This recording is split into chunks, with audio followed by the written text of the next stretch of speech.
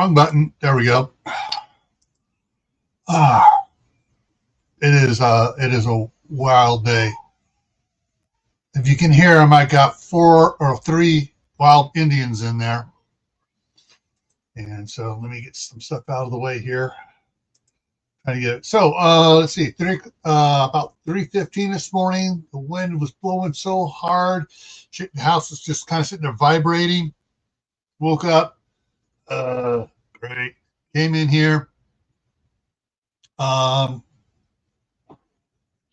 go. I know I wasn't going to be able to go back to sleep for a while. So I came in, hit some Facebook.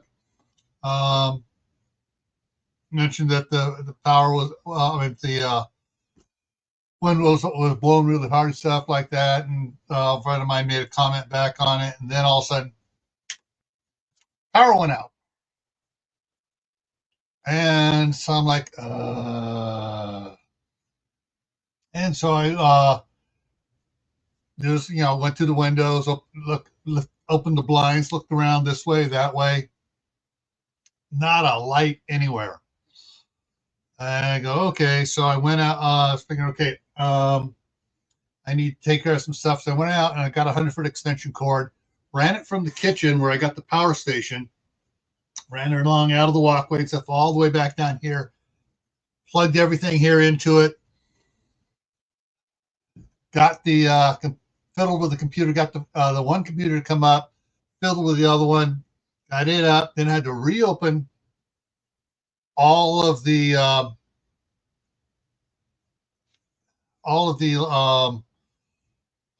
things I have, except all the folders for all the videos and everything, get everything reopened back up, reinitialize the browser stuff so everything works. Finally got it all done, and now I got in Firth, everything on the east side of the highway is without power. Stuff on the west side, they got their power back. So Eli's out there catching the bus right now to go to the middle school. I got the other 3 in there watching the Roku smart TV because they can watch Tubi on it or Roku or something on it. And Danny's making loud noises. Hang on a second.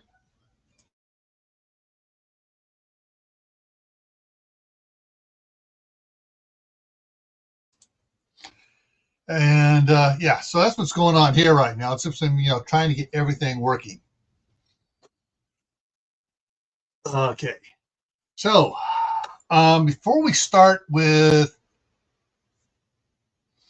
running against the wind, I didn't realize how close when I stopped yesterday. I didn't realize how close I was to the end of Scout and the Ninja. So let's go there and finish this off really quick. First, let me take this out of the way. Remove the highlighter.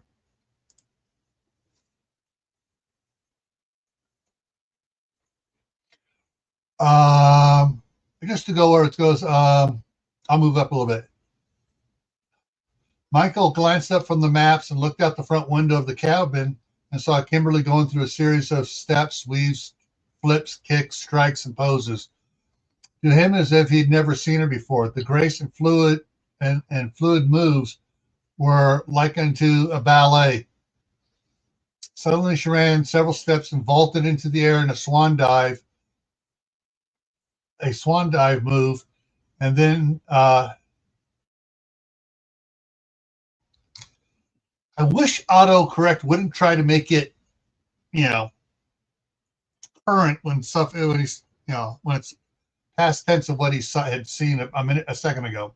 Tucked into a ball an instant before she hit the ground, rolled twice before she exploded straight up in the air about 12 feet. She made a strange stance in the air as she came down slower than he thought she should. When she touched the ground, she became an ultra high-speed fighter, seemingly striking and kicking blows in six directions all at once. When she'd done this for about 10 seconds, Kimberly suddenly launched into back handsprings across the yard, then just as suddenly stopped in a handstand.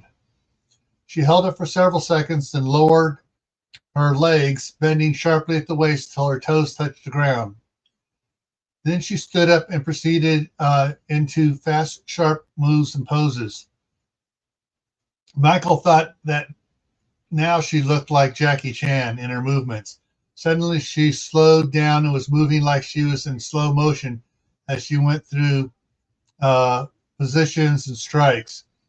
Then she did a slow motion back handspring, reversed it, and did a forward handspring. Dang, she's good, Peyton said. She sure is, Benjamin added. No wonder you were distracted. Kimberly stopped, standing straight for several seconds, then slapped the sides of her legs, bowed, and bowed. She held the bow for 10 seconds, then dropped into a squat and rocketed up into a triple backflip and landed in her trademark splits. Both Peyton and Benjamin groaned loudly as their faces scrunched up in sympathetic pain, and their hands shot involuntarily to their groins. Michael chuckled. I'm finally getting somewhat used to watching her do that. Oops, I forgot to put there we go. Into the quotes on it there. Kimberly smiled at her success in doing a triple backflip. But instead of lifting herself up by pulling her legs together, she tipped to the side, and when her shoulder touched the ground, she rolled onto her shoulders and spun like a street breakdancer, but with kicks and punches. Suddenly she stopped and stared skyward. Then she shouted, Michael, Mom. Michael knew instantly that something was very wrong and was running for the door. He was out the door before the others were moving. He cleared the front porch and looked to where Kimberly was still staring. He nearly tripped and fell when he saw what it was in the sky that held her attention. Babe, hang on a second here.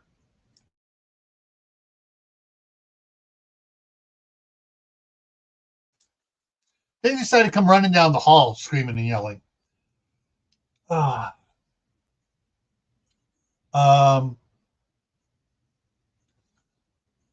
Babe, Kimberly said slowly, is this as bad as I think it is?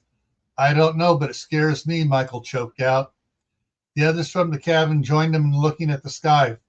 The sight before them was both beautiful and terrifying at the same time. Are those asteroids from the asteroid belt? Susan asked. I think they are, Benjamin said. Just so long as they stay up there, Kimberly said. Well, dinner's about done, Janet said as she turned back to the house. As they walked back to the front door, Michael spoke hopefully. They appeared to be small and burning up high in the atmosphere. Just so long as they stay up there, Kimberly said. All right. That finishes. Make sure I hit that. The Scout and the Ninja. And now we're going to start with Against the Wind, Book 2, Running Against the Wind. Prologue, the tale so far. And it's been about a week or so since I did this, so some of you may have forgotten what was going on there, so I will read this prologue.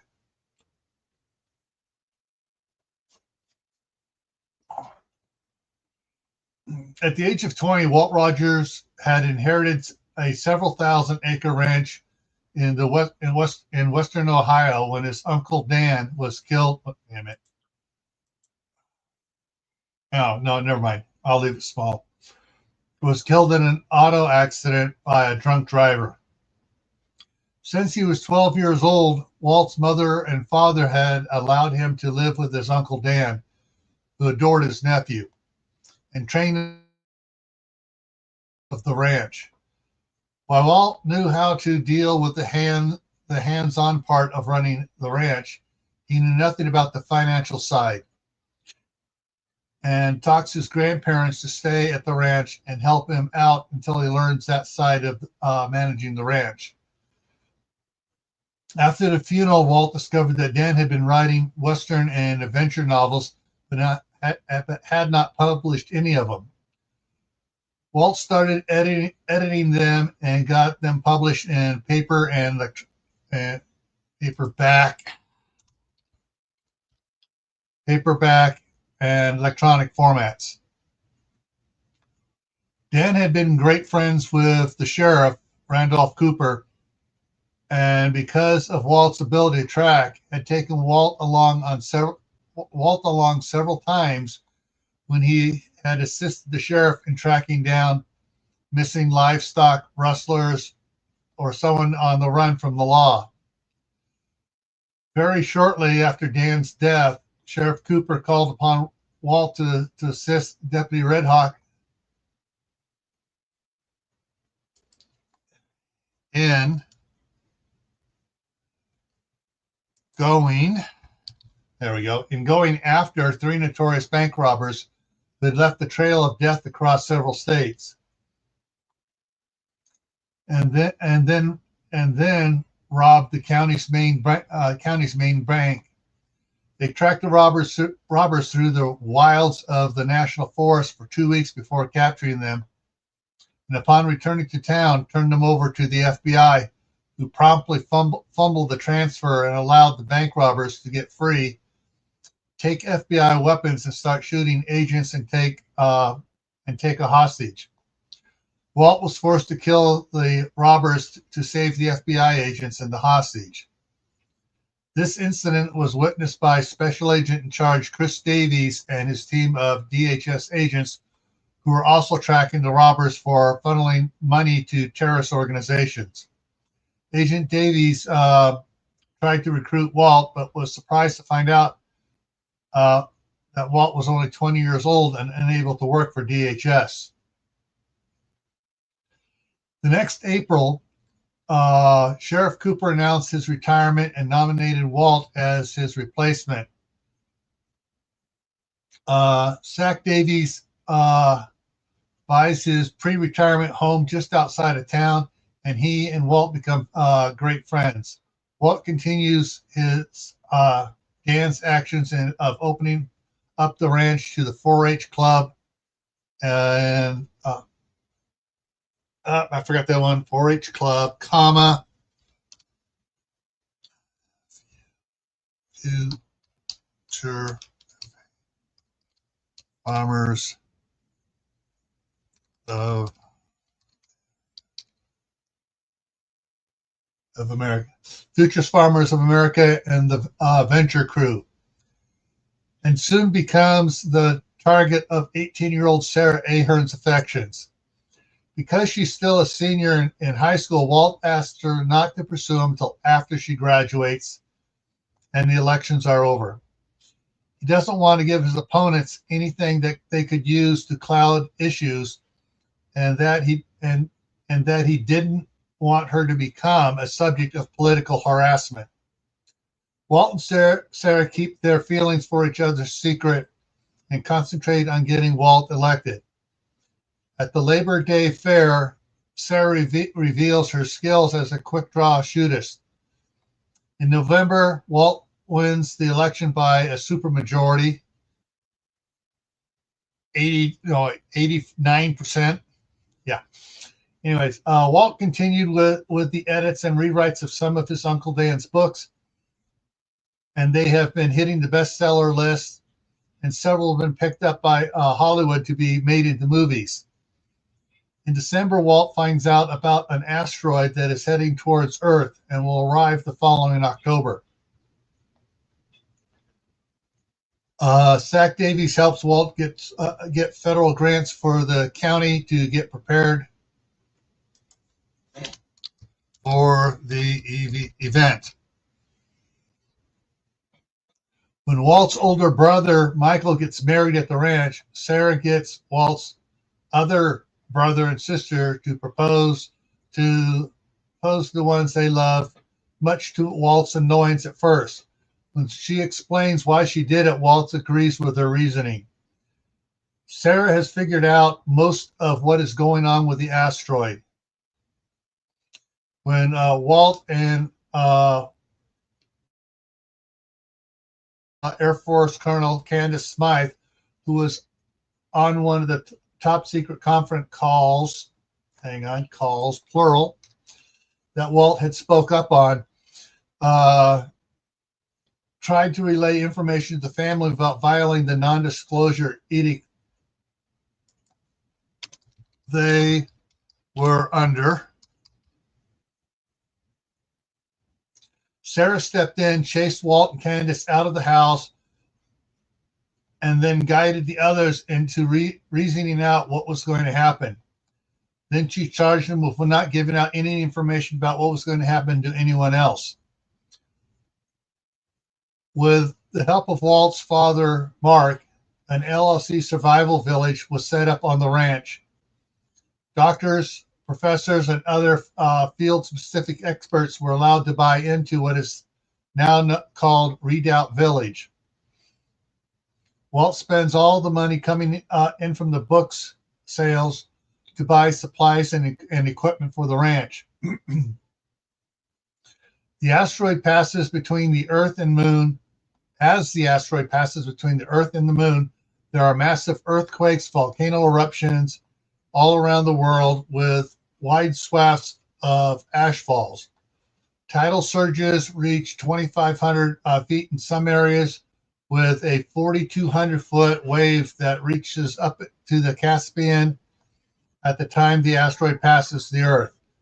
Because the flight path and speed of the asteroid almost match the Earth's rotation, as it passes, it stayed above the Middle East India area for 5 hours on October 21st.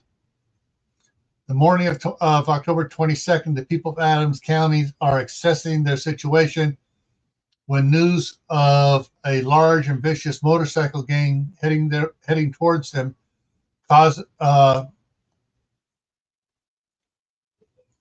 hang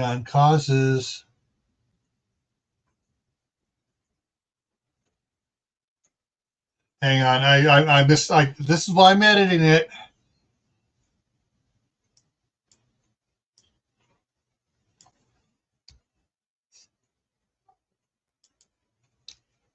That's still not right. Let me make sure on this. I'm going to do a check here. Shift F7. Inhabit it. Yeah, it is the right one. It is the right spelling. There's 3 different spellings for residents, meaning each one meaning different things. The residents of the southern part of the county to blockade the highway and confront the gang in a one-sided gun battle that leaves the gang destroyed and Sarah temporarily emotionally distressed with her part in the destruction of the gang. And now the saga continues. Chapter 1, Assessing continued. October 22nd, first full day after the asteroid passes. Forgot to, 12 comments. Forgot to move it over there. Okay. Everybody's saying hi to everybody else. Aiden here has joined the chat here. All right. Walt drove the Ranger 2 with the Venture crew on board down the highway towards Cambridge. He was not sure what was going to happen once they got there and was therefore a bit apprehensive. He looked out of the driver's side window and saw Gordon's drone headed off to find the location of the pack of bikers coming up Highway 95. Behind him, Lonnie Butterfield was driving his Deuce and a Half with Major Donaldson and 15-year-old son Jake. Lonnie had refused to stay behind at Donald Smith's place and help secure the roadblock, insisting that he be better used in Cambridge. The Major's personal bodyguards, Ross and Paul, and his twin 17-year-old daughters were in the Ford Raptor behind Lonnie. Behind them were several more pickups loaded with about 15 residents of Indian Valley and Alpine. In front of him were three DHS Humvees with Sac Davies and 11 of his agents, leading the way for all of them to help the town of Cambridge fend off the gang of bikers that was closing in on them from the south.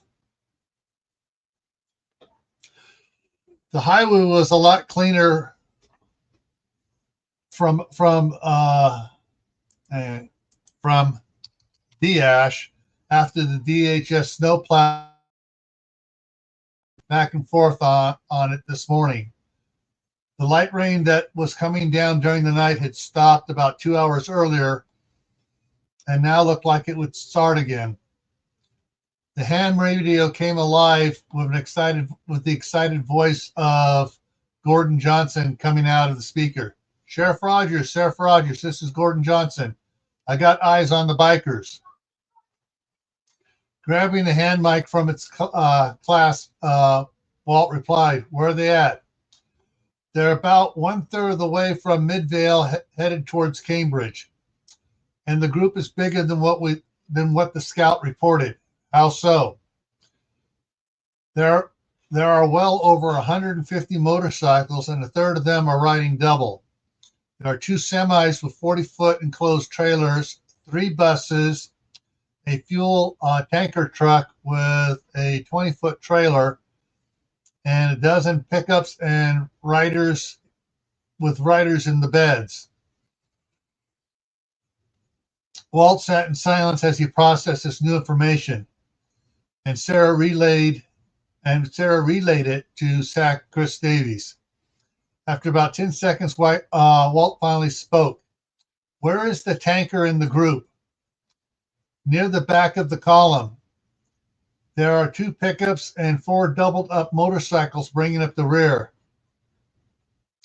Then one of the buses, then the tanker, then another pickup, more motorcycles, plural, the 2 semis, more motorcycles, another 2 buses, then the last 3 pickups, and the rest of the motorcycles leading the way." "How close together are the trucks and buses driving?" "Not that far apart for the speed that they're going at, but they will bunch up, but won't crash if the column comes to a sudden stop. They're only doing about 10 miles an hour. They look kind of like a redcoat army marching through Delaware.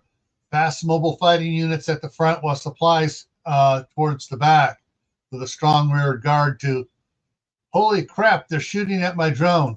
And hang on a second, I got to fix these dots here. "They're shooting at my drone. Get it out of there. I'm trying." Kathy reached across Sarah and grabbed the microphone from Walt. "Fly into the sun. It will blind them." Seconds passed away slowly, then Gordon spoke. "It worked. They stopped shooting, but they seem to be picking up speed." "Hang back out of gun range, Gordon, and keep an eye on them," Kathy said. "Sure thing, but the first 30 or so motorcycles are really pouring it on, pulling away from the main column. We're crossing the river now. We'll beat them to the south side of town." Walt took the DHS handheld radio from Sarah and keyed it up. "Chris, we need to pick it up. They spotted the drone, and a lead element of about 30 is pulling away from the main pack." "Copy that." The Humvees started accelerating, and they turned on their strobe lights and sirens. Walt likewise accelerated to keep up, as did the vehicles behind him. Walt knew that the race was on for the south end of town. Those 30 bikes were pushing ahead, trying to catch those in town from barricading the road. and stopped them from passing through. Walt wasn't sure if this second group knew what happened to the first group when they came into town or when they ran into Sarah and the venture crew at the county line. He hoped that they didn't know any of it and that they were coming in blind, other than knowing that a drone had spotted them. If they knew about the battle in town, they would be out for payback. And if they knew about the last stand at the county line, they would be out for bloody revenge. Walt had known there would be run-ins with gangs and others like them. He just hoped it wouldn't happen until after the winter die-off had taken its toll on the gangs and other thugs. What was happening now was not one of the more plausible scenarios that Walt had thought about. Sure, he'd considered it, but placed it very low on the list. They would have to work with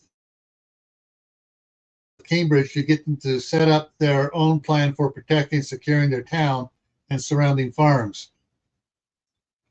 Cambridge and Indian Valley would need to set up a mutual aid pact and communications network.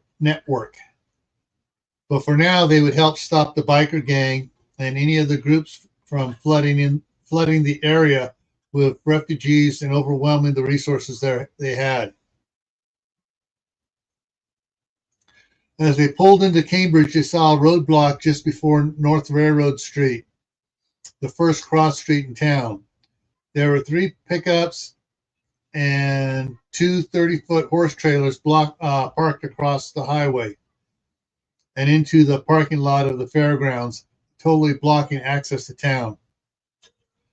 The DHS Humvees split to the side of the road and stopped, leaving enough room for Walt to pull past them. As Walt pulled forward, several of those in the Cambridge barricade raised their rifles. He continued for another 10 feet, then stopped and set the air brake on the Ranger. Walt reached for the microphone, but found Sarah's hand already on it and pulling it to her mouth. She flipped the switch to PA.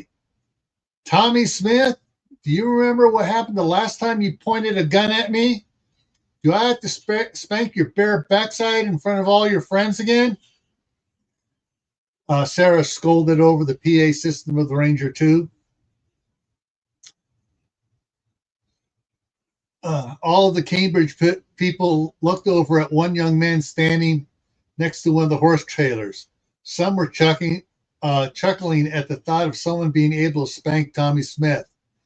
The teenager slowly lowered his rifle a bit as he stared intently at the truck, trying to figure out who it was threatening to spank him. Then his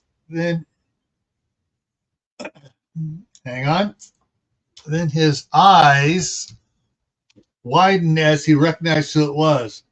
That's right, Tommy. It's me, Sarah Ahern. Tommy's arms drooped limply to his side, and his head rolled backwards as he looked skyward. Why? He yelled. I've been trying really hard to be good, honest. As he pled his case to the heavens, Sarah slipped across Kathy's lap and jumped from the cab of the Ranger 2. She strolled silently up to him and listened to him converse with higher powers. I'm glad to hear you've been trying to be good. She placed a hand on his shoulder. I don't hold mistakes against you as long as you try to make it right. You're not going to spank me, Tommy asked apprehensively. Sarah smiled. No, my fiance might not like it. Your fiance? You're getting married? Yep, to the sheriff. Wow. Hang on, I got to fix these here. Okay. 1, 2, 3. He said, wide-eyed, are you still going to babysit my sisters? It doesn't look like it, but I know of a set of twins in Indian Valley that might want to do it. But first, where's your dad? He's down at the other end of town at Camp Creek, manning that roadblock with most of the adults. You see, there are about 100 bikers heading this way. We know, and it's more like 200. What shouted one of the other guys manning the barricade. That's right, Walt called out as he stood half in, half out of the driver's door. We eliminated the ones that got away from you when they hit the county line. Our drone is tracking the new gang as we speak. There's about 30 of them that are speeding ahead of the main convoy and it should be reaching the south end of town in about 10 minutes. So let me fix that one. 3. If you don't mind moving your roadblock, we'll go eliminate this gang as well. Sorry, Sheriff Rogers. That's not. It's not that we don't appreciate your offer, but you don't have any authority in Washington County," said one of the Cambridge guys standing in the back of one of the trucks that was hooked to one of the horse trailers. Then he spat his tobacco stream. Then he spat a stream of tobacco on the street in front of him.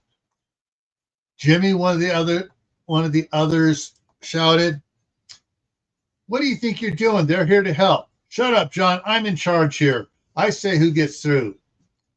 "That's where you're so wrong, Sheep Dit." Chris Davies' voice boomed out of the PA systems on his Humvee. "Any sheriff in any county in Idaho has full authority anywhere."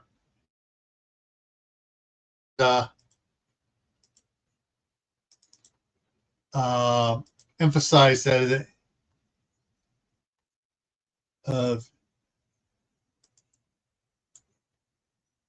any county in Idaho has full authority anywhere in the state of Idaho, and anyone who tries to stop them is guilty of a felony.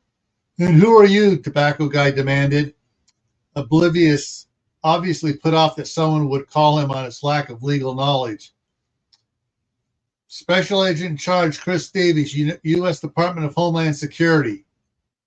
When he announced his title, the roof hatches on all 3 Humvees opened up, and an agent appeared and racked a round into the 50 caliber machine guns mounted into turrets and aimed them at the Tobacco Guy.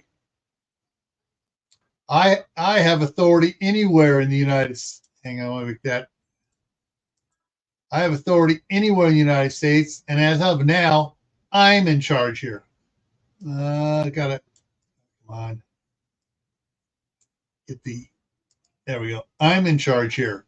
Now get the frack out of our way or I'll have you shot for interfering with federal agents during a national emergency." Jimmy snorted at the Humvees. "You're all brave hiding in your armored Hummer with your goons aiming those machine guns at me. Why don't you come out in here and face me like a man?"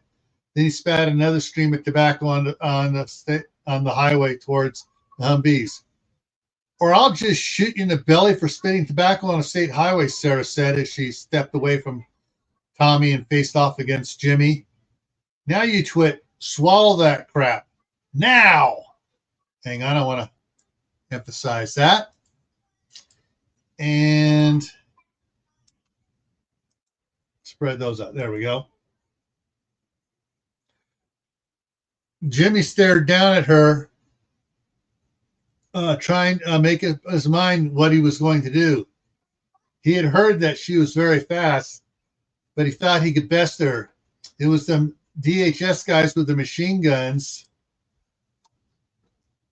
Okay. 1, 2, 3. That was stopping him from trying her. Jimmy, a different voice came from behind him. "She's twice as fast as you on her worst day and your best day. Now get off my truck and swallow it." "You tell him, Billy," someone yelled out. "Sarah," Walt shouted, He isn't one of the ones we're here to kill." Sarah turned to Walt as she slumped her shoulders and rolled her head and whined, "I know, babe, but you know how I love to shoot arrogant pricks." Even Walt gasped at how fast Sarah drew the pistol that was in the cross-draw holster and pointed it fully cocked at Jimmy. The sound of a rifle clattering on the pavement drew everyone's attention back to Jimmy. He stood there quivering and as white as new fallen snow. A wet spot on the front of his pants grew rapidly, and he swallowed hard as his eyes remained fixed on Sarah's gun. Dang, one of the men in the blockade spoke as he lowered her rifle. She scared the piss right out of Jimmy. She scared the piss out of me, another one said. I haven't seen anyone that fast. As he slowly put up his rifle to his shoulder in a port of arms position. She sure has gotten faster since she last shot at the fair, the owner of the truck said as he stepped out around the front of the truck. Hasn't she, Walt? Billy Hicks? Walt exclaimed with a bit of joy. What are you doing down here? Down here. I came to help my sister and her husband move their livestock in from the lower pasture. Billy reached up, grabbed Jimmy by the belt, and hefted him out of the bed of the truck and sent him sprawling on the highway. But we can catch up on family later. I believe there's a gang of bikers that needs to be dealt with right now. Then to the guys in the blockade, he added, as he opened his pickup door, someone get Jimmy back home so he can change his underwear, his underdrawers and pants. Sarah ran back to the ranger as she hollered to Chris. Chris, take your Humvees down North Railroad to Camp Creek. It's just after Sabula Road. Hide in the trees where you can find cover. Hide in the trees where you can cover the highway. I'll show them, Tommy shouted as he ran towards the Humvee that he'd heard Chris's voice come from. But hang on, my eyes are really watering. The sun's starting to come out. Hey, nope. Just checking the light, make sure the light's out still. Power's still off. I got everything on my battery system right now.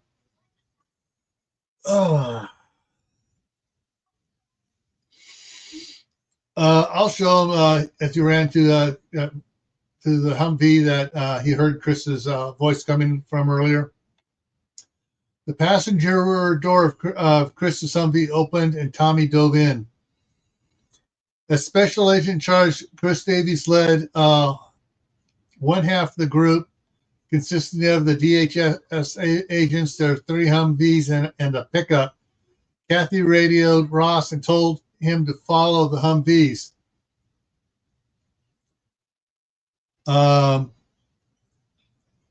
She said his primary target would be securing the gasoline tanker near the back of the biker convoy.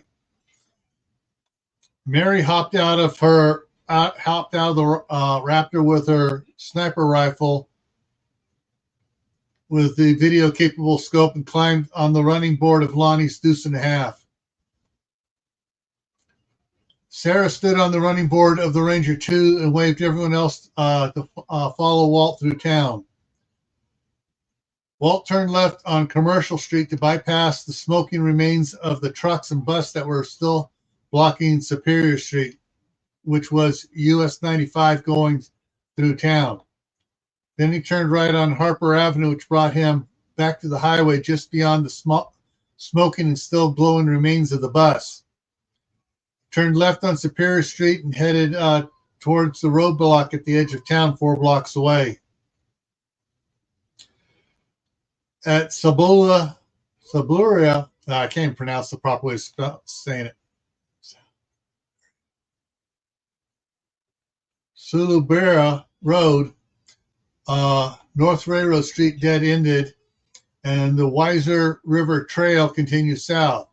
The trail had been where the old railroad tracks used to run. As Sac Davies crossed Sabura Road onto the Weiser River Trail, Tommy suggested that one of the Humvees pull off to the right and into the trees that line Camp Creek, about 100 feet from the highway. Chris, seeing the clump of trees that Tommy was pointing to, agreed to the spot and had Sal pull his Humvee into those trees. Another 50 yards, Tommy said another Humvee should pull through the gate to his aunt's yard and parked next to the hedgerow of dense lilacs. He added that the bikers wouldn't see them unless they looked backwards down the driveway. Chris smiled to himself at Tommy's suggestion. He thought this boy was sneaky and was sneaky and probably deserved the spanking Sarah gave him. Thompson waved as he pulled through the gate. Chris instructed Thompson to clear the residents out of the house or get them into the basement so they wouldn't get caught by stray fire from the biker gang. Chris's Humvee and the Donaldson's Raptor continued down the long trail another 300 yards to the Pine Creek crossing and pulled into the heavy trees growing along its west bank. Ross pulled the Raptor about 2 car lengths further past the Humvee into the alfalfa field. Ross, Paul, and Jane worked their way along the tree line to a spot where the trees stand out a little, where they were able to get across Pine Creek easily. They set up 2 sniper nests about 50 feet apart. Their job was to put holes in it, and their job was to put holes in the fuel tanker and set it on fire to box in the bikers. If Chris's team could not stop the bikers from turning around. Otherwise, they would take out the driver, stop the truck with the least amount of damage.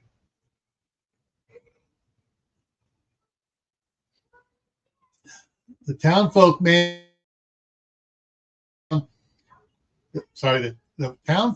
manning the barricade at the south end of town were a little surprised to see Walt's Ranger and Lonnie's Deuce and a Half coming down the highway towards them.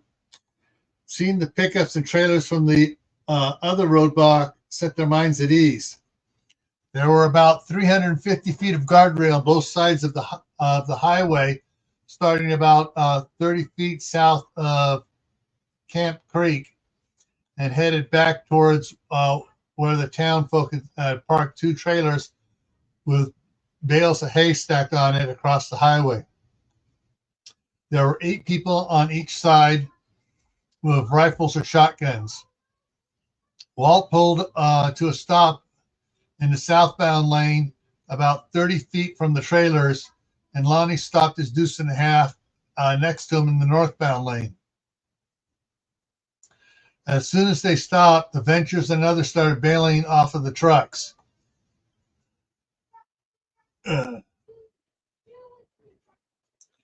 As Walt stepped under the running board of the Ranger 2, he called out, "Sheriff Rogers here. Who's in charge?" At the same time, Sarah spotted Tommy's dad. "Mr. Smith," she called out as she jumped from the running boards of the Ranger 2. "I am, Sheriff." A portly man stepped forward. "Mike Benson." "Sarah, what are you down here?" Ted Smith asked in surprise. "Mr. Benson," Walt held out his hand, "our drones have spotted over 200 bikers and support crew heading at you. We're here to help you stop the bikers," Sarah said as she hugged Ted. "How's Mrs. Smith?" 200, Mike froze in mid-handshake. "I don't think we can stop that many." "She's fine," Ted smiled. "The girls miss you." "That's why we came," Walt smiled. "I've been busy helping Walt get the county ready for the asteroid." "I'm not sure this is enough," Mike gestured to the Venture crews and the others that came with Walt. "Who's Walt?"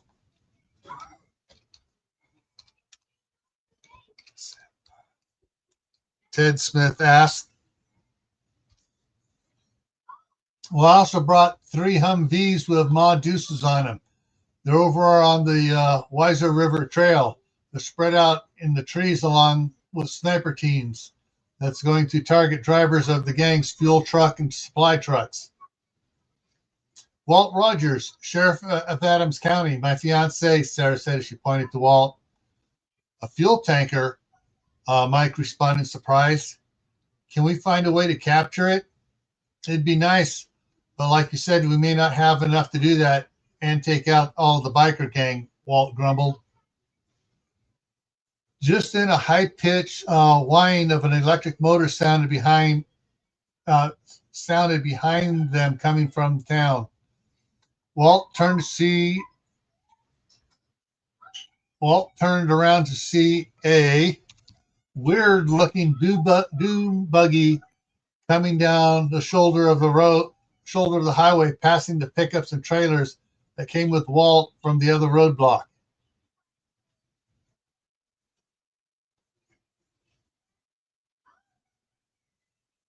Hang on.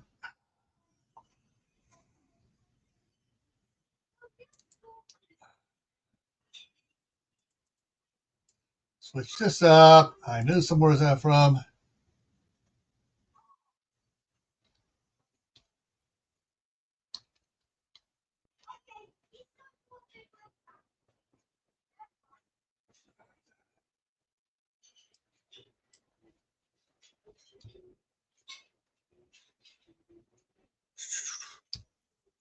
And capitalize that.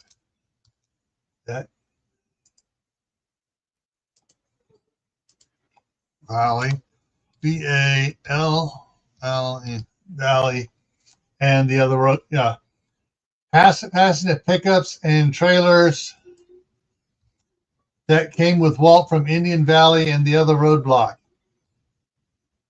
The weird-looking dune buggy stopped next to Mike Benson and Walt.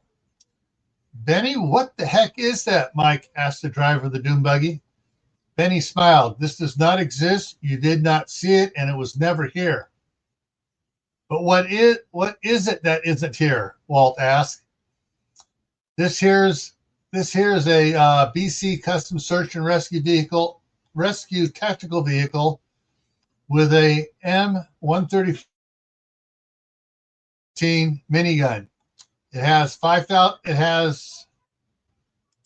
a 5,000 round magazine, and it is ready to protect our town. That is, if it were here. And I'm going to make that a little more comma. If it were here. There we go. Make that accented. I may just have to deputize you to keep it legal. Benny reared back in shock as his mouth hung open. Walt stuck out his hand. Walt Rogers, Sheriff Adams County. Benny shook his hand. Deputize me? Yeah. I don't want this being taken away by any rogue ATF buttheads. Although Chris may try to get you on his teams. Chris, Special Agent, DHS Special Agent in charge, Chris.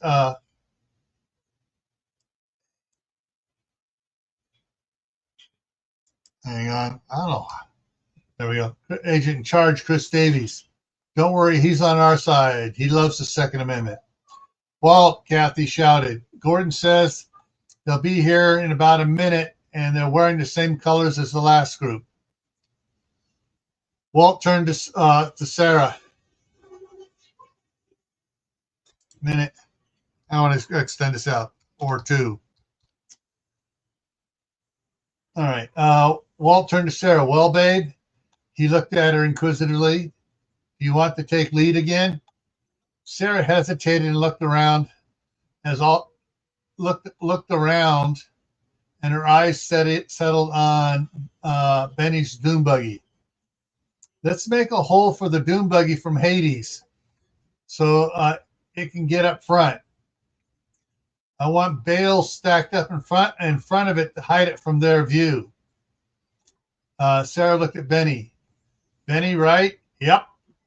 Park your dune buggy sideways behind the bale so you can drive around them and advance with us through the gang if needed. with extreme prejudice. Sarah glanced at Walt, who nodded firmly. Absolutely, no quarter for these scumbags. Then she turned and addressed the crew. Venture, spread out along the east side of the road.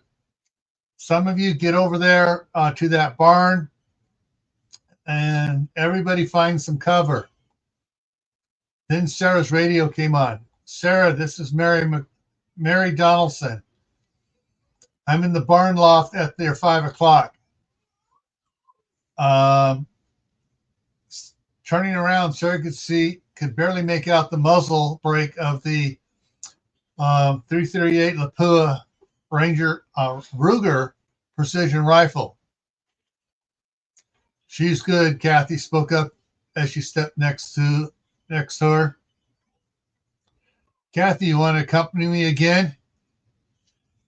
Kathy rolled her eyes a little. Sure. Then she leaned over to Sarah and whispered, are you going to be all right with this? I think so. Hang on, let me fix this.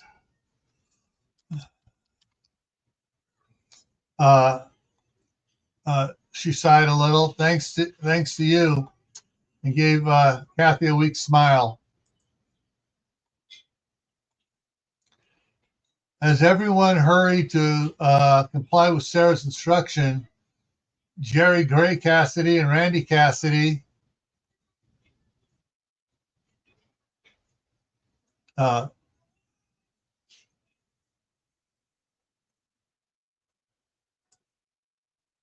that's supposed to be an and Danny Rourke Ahern walked over to her, and Danny asked, you want us with you too? Sarah shook her head. No. Kathy and I will have to have room to move fast to get out of the way of that Doom Buggy's machine gun when he opens up on him. I don't want us to be tripping over each other out there. Why don't you take up positions to cover the west side of the highway by the creek, just in case one or two make it over there?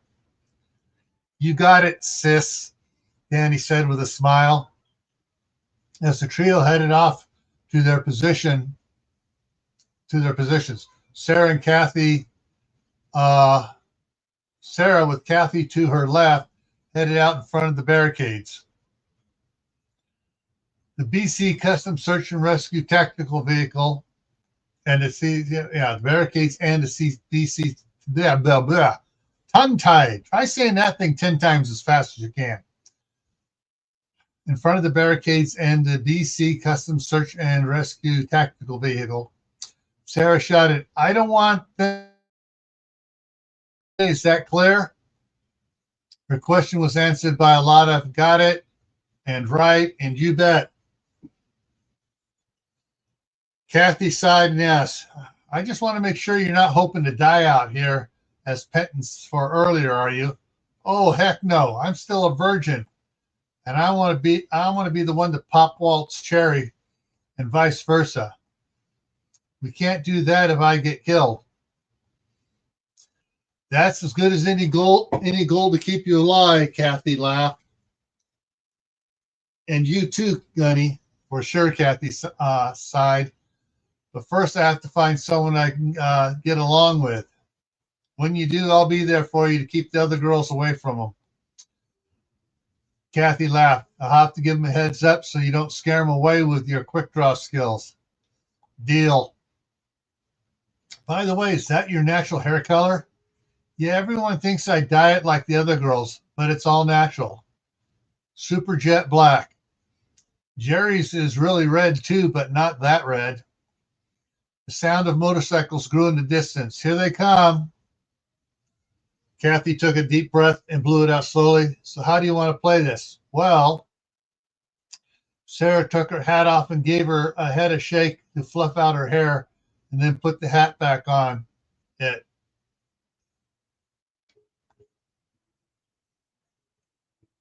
I'm going to chit-chat them all sexy like, she said in a Southern Belle voice, while I walk right up to them and then start killing them before they can do anything.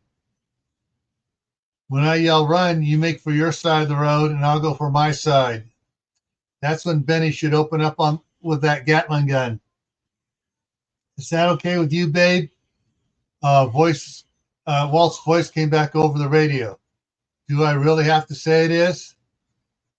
Only if you can come up with a better idea. I guess you better. Well, I guess you better be as good as I think you are. Hang on. Boom. Kathy looked at Sarah in disbelief. You had your radio on the entire time? No, I just turned it on when you asked how I was going to play this. I wanted Walt to know what I was going to do so he could clue Benny in on what he is to do.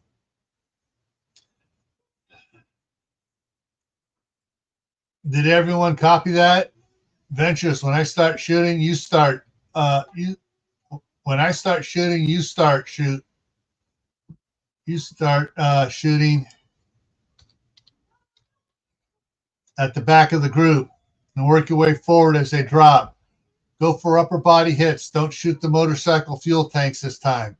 We don't want any flames or smoke to warn the rest of the gang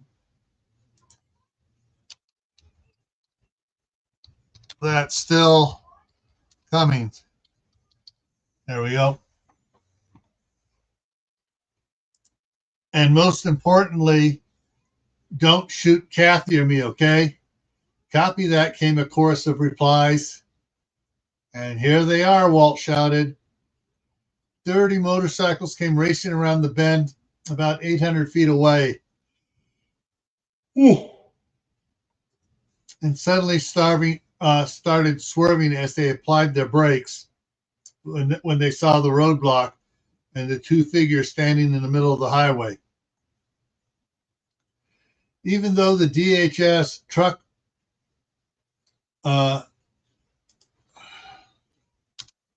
with the snow plow, W,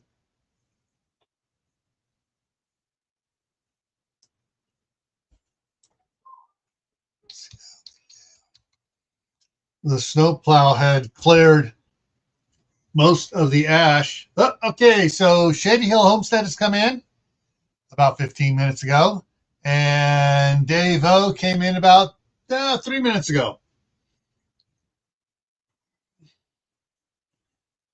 Even though with the snowplow had cleared most of the ash from the northbound lane, the light continuing ashfall and dampness of the early morning rain still on the pavement made the road a little slippery, although not as slippery as the southbound lane, which still had an unplowed layer on it. That layer was wet from the morning's misty rain and very slippery, and the bikes that strayed into it could not control themselves very well as they tried to slow down as fast as they had because of the roadblock.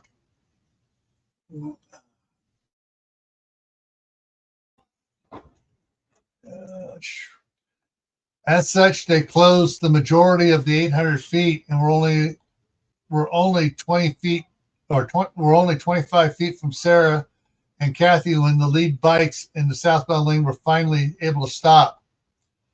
The bikers in the northbound lane idled up to the other bikers. Sarah started waving at them excitedly with her left hand as she started walking towards them. Kathy followed suit, trying to be as bouncy, as happy as Sarah was pretending to be. Hey, boys! Sarah shouted in her best Southern Peach country girl drawl. Welcome to Cambridge. Are you boys ready to have yourselves a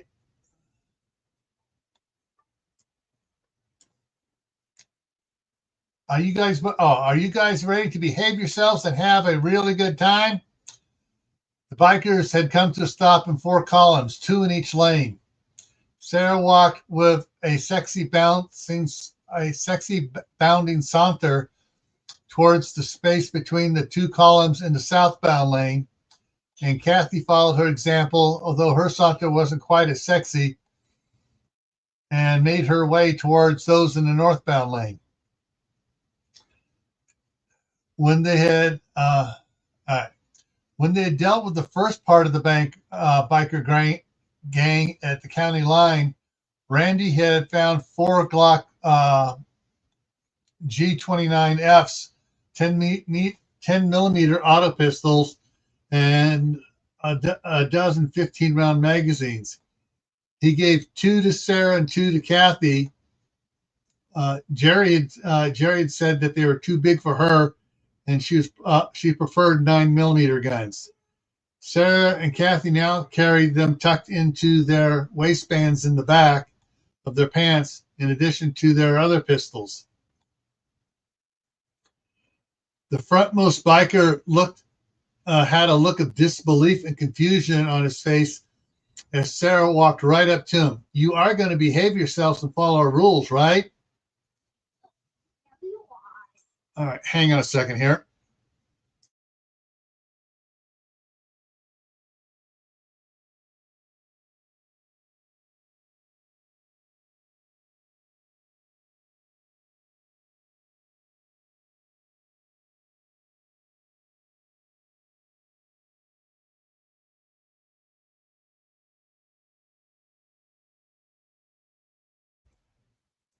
Had to chase boys out of the room right next door here. Even though they went in there semi-quiet, in about 2 minutes they were going to be yelling and screaming and giggling and laughing.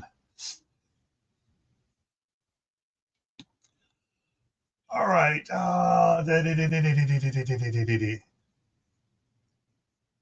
The front biker had a look of disbelief and confusion on his face as Sarah walked right up to him. "You are going to behave yourselves and follow our rules, right?" "Little lady, the only rules we follow are our own," growled the biker to the right of the one Sarah had first zeroed in on. "And now, zeroed in. Now I can show you a hot time and make you into a real woman." "What if I don't want you to make a real woman of me? What if I don't think that rape is a hot time?" The biker got a dark, evil look to his face. "It'll be a hot time for me. That's all that matters. Now get on my bike, or it'll go bad for your family." Sarah got a fake shocked look on her face and turned to Kathy. "Why, Cindy Lou, I do believe he's threatening to hurt my family if I don't have sex with him." "Well," Kathy began, "maybe you ought to give him a hot time." Sarah made a really big sigh. "I guess you're right, Cindy Lou." She turned back to the biker, who was now grinning from ear to ear as the other bikers chuckled. "I guess I'll have to give you a hot time, and here's some hot stuff to start you off with," she said with a smile and a wink, then drew both of the Glock 29FF pistols. She shot him in the face with the pistol in her left hand, and shot the biker to her right with the other pistol, also in the face. Then in rapid fire succession, she started shooting the bikers in the face. She started shooting the bikers in the face in the 2 columns in the southbound lane. Sarah's 2 Glocks auto pistol sounded like a full auto chain gun. In barely over a second, lane, and was turning her fire on the bikers in Kathy's lane. Kathy started to draw off her pistols a fraction of a second before Sarah, but Sarah got a dozen shots off before Kathy got her first shot off. Kathy shot 3 of the bikers when the roar of a dozen Henry rifles ripped the air. It was followed immediately by the sounds of a couple dozen hunting rifles. Then silence fell over the area. It fell over the area. In less than 2 seconds, all the members of the biker gang in front of them were dead. Sarah's arms dropped to her sides as she exhaled deeply. Kathy walked over and put a hand on her shoulder. "You did the right thing. You saved a lot of innocent lives. A lot of children are now safer and will still have their parents to watch over them." I know. Let me go ahead and change that to Sarah's name. Sarah sighed and shook her head. But it's still good to hear it. Thank you.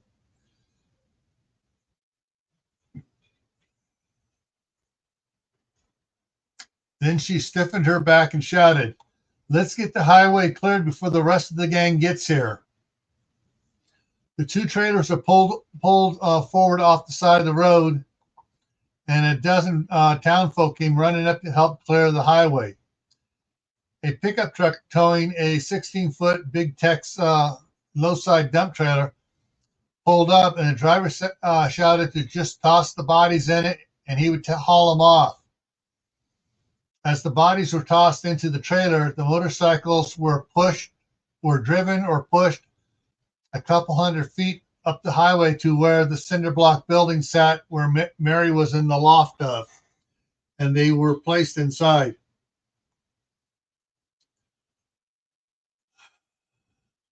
"Do you still want to call it?" Walt asked apprehensively. Sarah sighed. "I'm not sure I want to try that gambit again or not." "True, but I don't think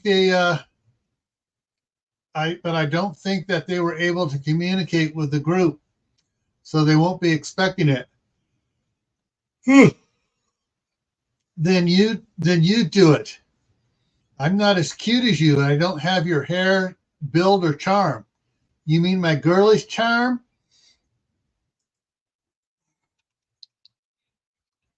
Sarah smiled. S-M-I-L. Sarah smiled. "No." Hang on, we fix that. 1, 2, 3. "No, your gunslinger charm and speed." Walt smiled. There ain't no way that I'm as fast as you. Even in my dreams, I'm not that fast." Kathy spoke up behind him. "Why don't we put that scarecrow in front of the bales and make him look like he's just leaning back against the bales, waiting to talk to travelers?" Sorry. Kathy spoke up from behind them. No, sorry, I already said it. Sarah and Walt looked at each other and then turned to look at Kathy, who just shrugged. "Just a thought." "A great thought," Walt said. And he turned around. "Hey, Billy, can we get that scarecrow moved over here?" "Sure thing," Billy hollered back as he started for the scarecrow and stopped, turned back to Walt. "There's 2 more on the other side of that barn. You want them too?" He pointed to the cinder block barn. "Bring them up here quick. We don't have much time," Walt replied.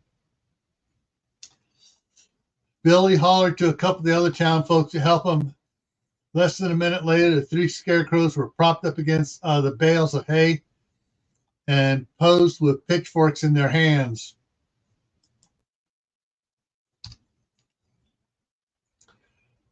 Bernie didn't get a chance to take a shot, so shot at the first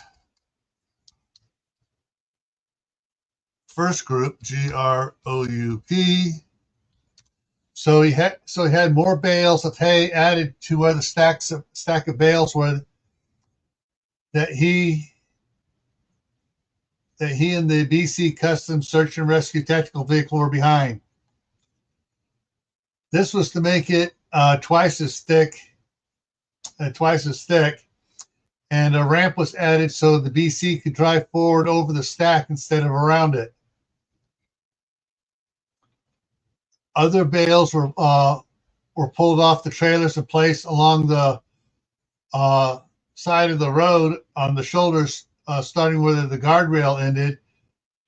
They were in a slight, narrow zigzag pattern.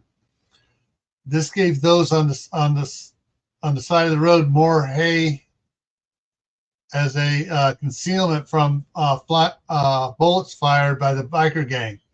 It also forced a bottleneck for any of the bikers that got past Sarah and Kathy and would cause them to slow down, making them easier targets. "Well, that will distract and confuse them for a few seconds longer as they stop," Kathy said as she and Sarah walked past the scarecrow. and got behind a stack of bales supporting scarecrows. Yeah, great idea, Sarah complimented her. I wish I'd thought of it. I wish I could handle a pistol half as fast and as accurately as you, Kathy praised her. They noted that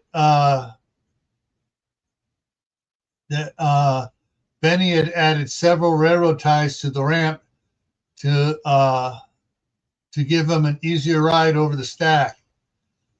Oh darn! I almost forgot. Sarah turned on the Vox for her radios.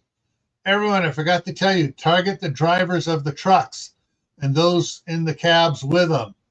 The same for the buses. If a truck starts to get away and you can't target the driver, go for the tires. Walt, pass that on to Chris, please. Will do, babe, Walt replied from his position next to a pile of telephone poles on the on the left, or on the east. There we go. On the east side of the highway. I copied you, Sarah. Chris's voice came through her radio earbud. I should have known you would get on our frequency, Sarah smiled and shook her head. Just then, Benny walked up to Kathy with a big goofy smile on his face and his hands behind his back. I hear you were a Marine Forcon, is that right? Kathy steeled herself for some sort of snide remark. That's correct. What of it? I figure you would know what to do with this. He brought his hands from behind his back. In one was a M32A multi-shot grenade launcher, which was a lightweight 40 millimeter 6-shot revolver type grenade launcher. In the other hand was a bandolero of 24 40 millimeter grenades in various makeups. You got six HE, high explosive, rounds already loaded. The bandolero has 6 more HE, 6 heat, high explosive anti-tank, and 12 Willie Pete, white phosphorus grenades. Hoorah! Kathy said with a smile. Kathy said as she smiled wickedly and took him from Benny. Party favors. I definitely know what to do with these. She slipped the bandolero over her shoulder, then slung the M32A1 and adjusted it. Looking back up at Benny, hang on here. She asked, "Are you married?" "Sorry, darling, I am." "Dang, and here I thought you were getting ready to ask me out. You know, bring me such a nice present and all." "No, just wanted to ask you to treat her nice and bring her back to me in working order. My wife would beat me silly if her pride and joy were damaged." "Hoorah, copy that," Kathy smiled and watched Benny return watch Benny turn and run back to his BC Customs vehicle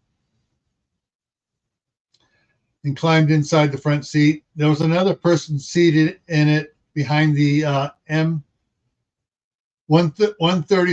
GU or GAU 17 minigun. They were bundled up in a down jacket with a beanie on the head and a scarf wrapped around their face. She couldn't tell for sure, but she guessed that the person was a female. "Here they come," somebody shouted.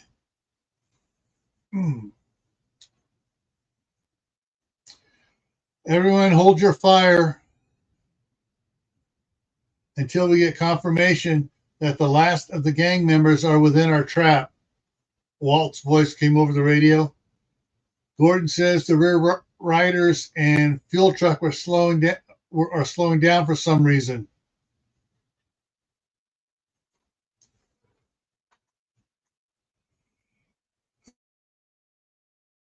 I want to change that. Yeah. We're slowing down for some reason. I can see the lead elements. The three pickups have moved. The three pickups have moved to the front of the column.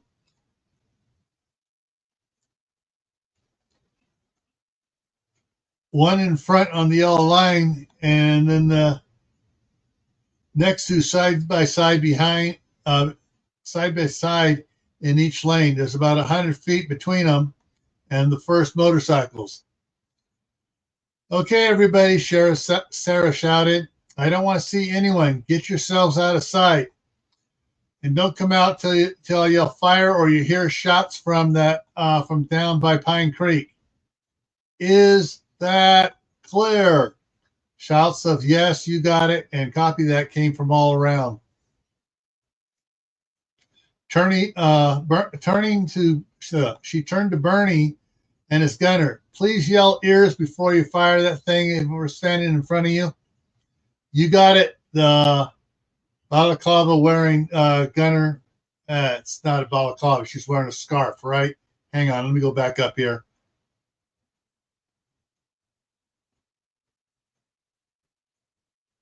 Yeah.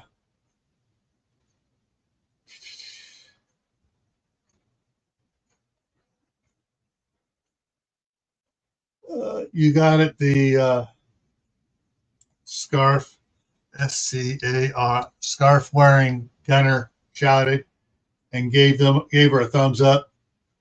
Definitely a female, Sarah thought to herself as she moved over to the west side of the stack of bales and leaned against them. Kathy did the same on the east side. Stay hidden until I draw their fire and then let that thing rip, Sarah said, nodding to the M134. Just don't get shot, Kathy replied and winked at her. Like I said, ain't no one going to shoot me until after I pop Walt's cherry. Your mic is still on, Danny said with a giggle. I know, Sarah said with a wicked smile. Does Walt really know what he's getting into with you? I hope so. I've been dropping hints for over a year. 1 year, 6 months, 2 weeks, 3 days. Walt's voice came over the radio. There, now everyone knows. I love you, babe. Just watch what I do to protect you. I thought that was my job. Only from earthquakes, babe. Chris, where's the tanker at? Just entering into our range. Another 40 seconds and you should be able to greenlight this op. Sarah took off her hat and peeked around the edge of the bales. They're almost in position, she whispered into her mic. Keep it tight until I shoot. The lead pickup was slowing down quickly, and the riders in the back were aiming at the scarecrows in front of the bales of hay. As they stopped, Walt whispered over the radio. They're about 25 feet away from the bales. No one's getting out. They're looking rather nervous, though. Got it, Sarah said. She looked over at Kathy, who was doing a countdown from when SAC Chris Davies said 40 seconds.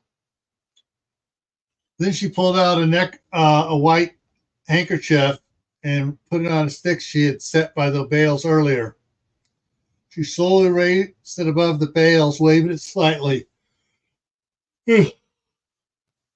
Don't shoot me, she said in her southern peach accent.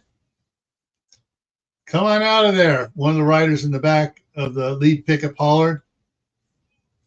Sarah raised the stick higher with the right hand and lifted her hat slowly. With the right hand, Sarah lifted her hat slowly with her left hand, shaking it as if she was terrified, which wasn't too far off from the way she felt.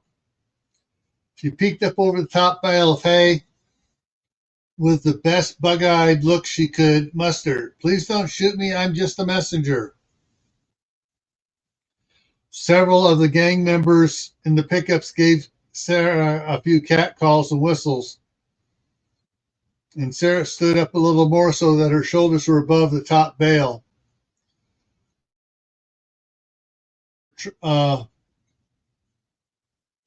trailing 100 feet behind the pickups now pulled up within 20 feet of the pickups. Hey guys, please don't shoot me. I'm just a messenger, Sarah repeated in a quivering southern drawl. Well now, messenger, what's your message? Chris's voice came over the radio. Back door closed. Green light, Sarah. Do you know what an M32A1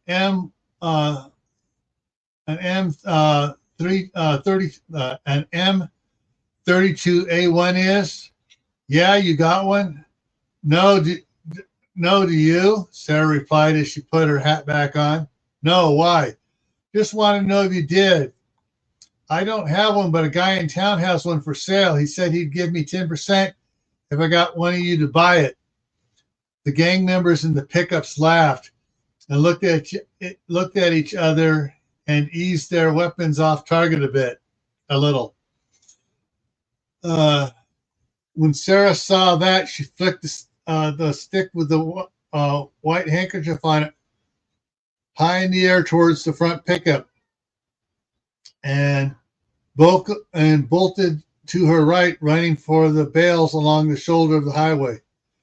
By the time her first boot hit pavement, she had drawn both of the Glock G29 FFs, 10mm auto pistols, and was beginning to fire them at the shocked gang members.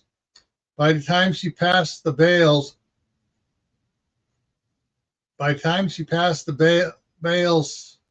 hang on, let me read this.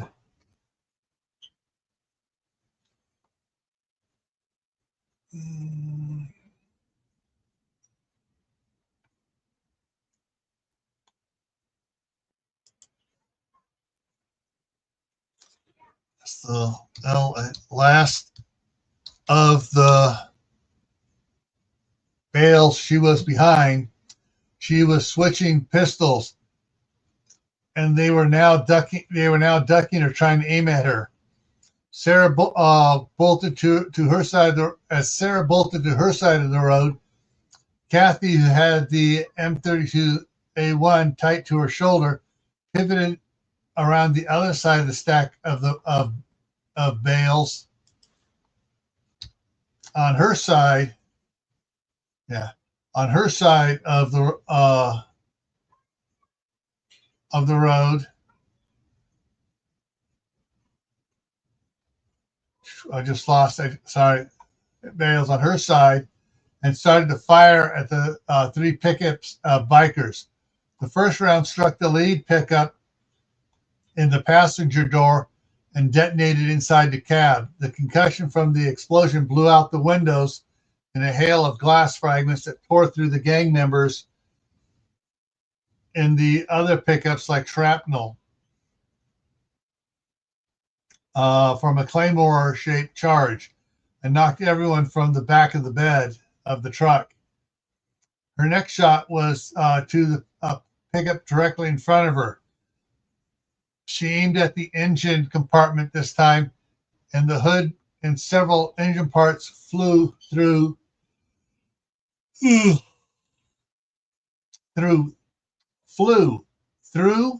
up, and over the cab and fenders of the truck. She spun back behind the bales for protection as shrapnel from the explosion came at her, and also ricocheted around under the truck and ripped several pieces ripped into the truck's gas tank, spilling the contents out onto the highway.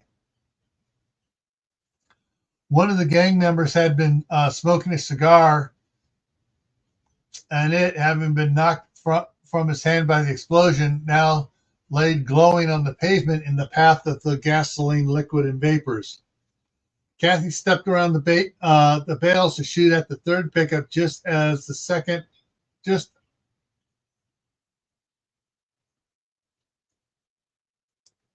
all right, delete that. Pickup just a second before the vapors reached the cigar. Her peripheral vision picked up the flash of the vapors igniting as she pulled the trigger on the M32A1.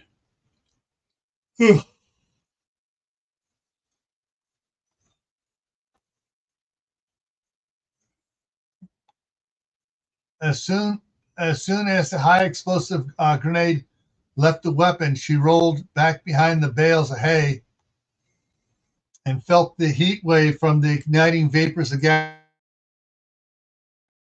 Damn, she cursed as the right side of her face smarted from the flash of heat from the explosion.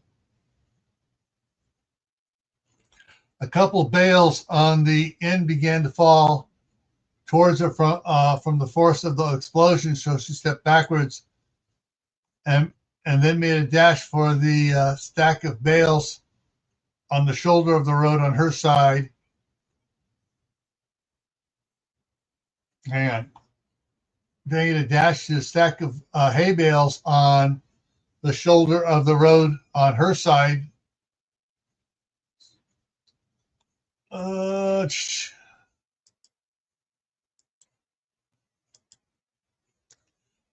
just want to see if I want to change this around. This just kind of sounds a little funky to me.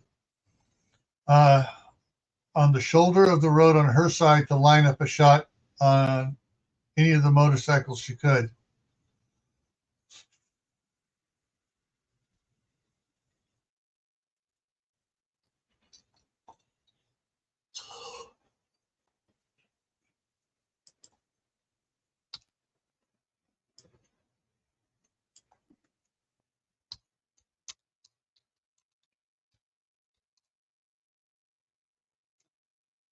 On her side, so she could line up a shot on any of the motorcycles she could. Kathy saw Sarah walking on the far side of the double high bales of hay towards the guardrail, passing the burning wreckage of the third pickup, pouring lead into any moving biker, whether they were wounded or not. Kathy quickly snapped off the 3 remaining shots of high explosive grenades into the back of the pack of motorcycles just behind the burning pickups. Those that had not been shot by the barrage of fire from the citizens of Cambridge and the venture crew were now being blown from their motorcycles or cut to ribbons from the 40 millimeter HE rounds and shrapnel from exploding motorcycles. Suddenly, Benny's voice came over the PA system with a very loud "ears." He had wired his helmet into the PA system, and Kathy covered her ears and Sarah covered just her left ear, which was on the side of her head towards Benny's big gun. Benny drove up the ramp and over the stack of bales, and as he cleared the top, the roar of the M134 GAU-17 minigun filled the air. Everyone stopped shooting as they stood in awe at the firepower of the minigun. Its streaking red tracers looked like laser bolts from a Star Wars movie, as they tore through everything in their path, clearing the highway of the outlaw biker scum. When the glowing tracer rounds found the first semi-tractor trailer, they sliced through the cab of the truck and into the trailer. They tore through a case that contained 60 feet of primer cord and 15 pounds of Semtex explosive. The tracer rounds ignited the primer cord, which in turn detonated Semtex. The resulting explosion vaporized the trailer and the truck pulling it. The shockwave hurled the motorcycles behind it into the cab of the following semi-tractor trailer rig, caving it in and killing its occupants. The second truck rolled only a few feet before it came to stop as the last few rounds of the tracers destroyed the block engine of the once mighty destroyed the block of the once mighty diesel engine.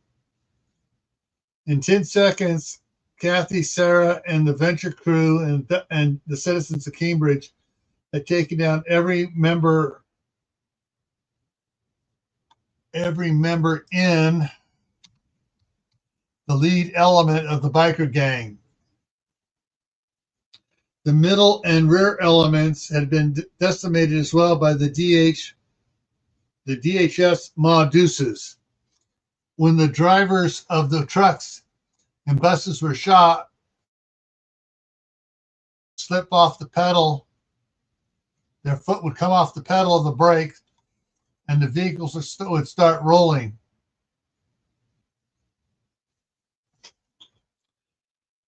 A few seconds after the shooting stopped, several DHS agents and a few town folks were moving in on the tanker and buses to stop them from rolling off the road or into each other. Sarah and Kathy started walking the highway. Sorry. Let me get a Kleenex here and clean the goop out of my eye from the dry air here.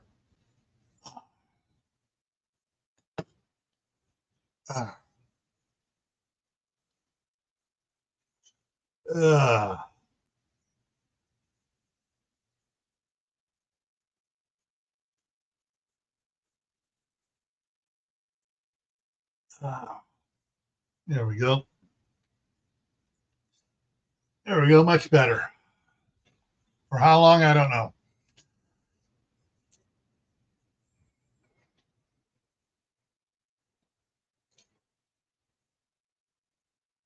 Rolling off the road again. Sarah and Kathy started walking the highway, and somewhat to the dismay of some of the Cambridge citizens, started dispatching the few wounded gang members that were still alive. The venture crew scurried to the highway and also began dispatching the wounded bikers. Then a couple of older citizens joined in. It wasn't a free-for-all killing spree, but a methodical single-shot elimination of deadly scum. "What are you doing?" one of Cambridge's more upstanding citizens demanded as they drove up in a four-seat UTV, utility task vehicle, with several other leading citizens. "Those men are hurt and asking for help." "Wally, shut up," one of the Cambridge men who was dispatching the wounded. Hang on here.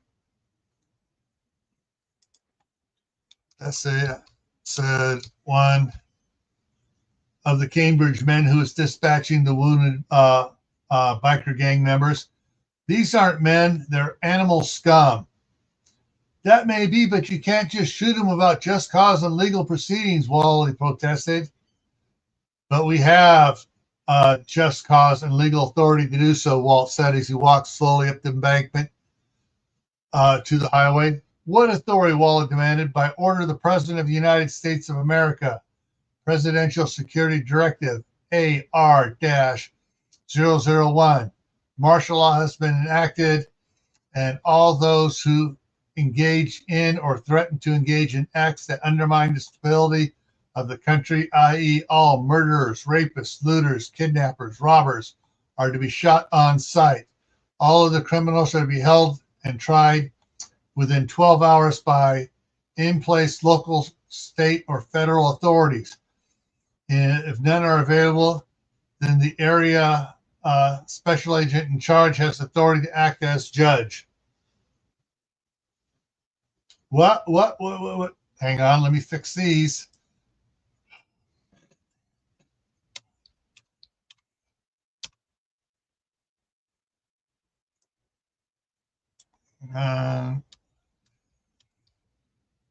What? When did this happen? Wallace stammered out. We received the news this morning while we were engaging in armed conflict with and eliminating the lead elements of this gang that attempted to rob and loot and commit who knows what other forms of mayhem in your city this morning. Oh, Wallace said, suddenly humbled. I didn't know. One of the other Cambridge more upstanding citizens had arrived in his UTV and put his hand on Wally's shoulder, and a soft voice spoke to him. It's a new world, Wally. A hard and harsh world. We need to adapt to it if we're going to survive. We can't rely on our political maneuvering skills to get our city through this. We need to gird up our loins and harden our outlook for a while.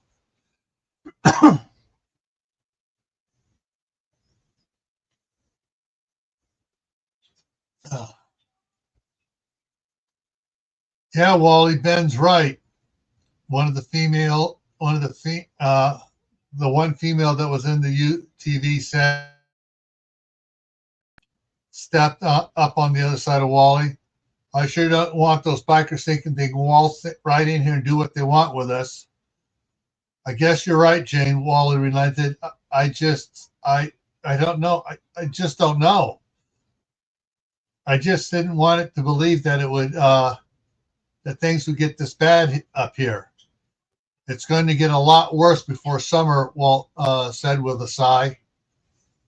Why is that? Asked Ben, looking up at Walt. Most people didn't believe or even know that the volcanoes were going to be as big of a problem as they are turning out to be. I know I didn't. We've been hearing stories about the highways all over the country being shut down due to the ash fall.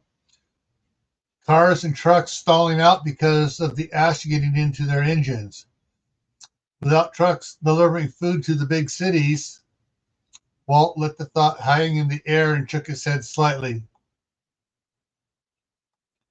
Then the people in the cities will be running out of food soon, Ben deduced. I heard that grocery stores in the cities only carry 3 to 4 days of food on the shelves. That's right. In normal circumstances, their stock would last for that. Some people have been stockpiling as instructed to do, which means they have 4 to 6 months worth of food in their homes if they are lucky. Lucky. Settle down, guys. Joseph Donaldson added as he walked up to Walt. Even now, they're trying to get all they can. And when they do run out of food at their local store, and everyone else in the city and everywhere else in the city, most will hunker down and wait for the government to come to rescue them.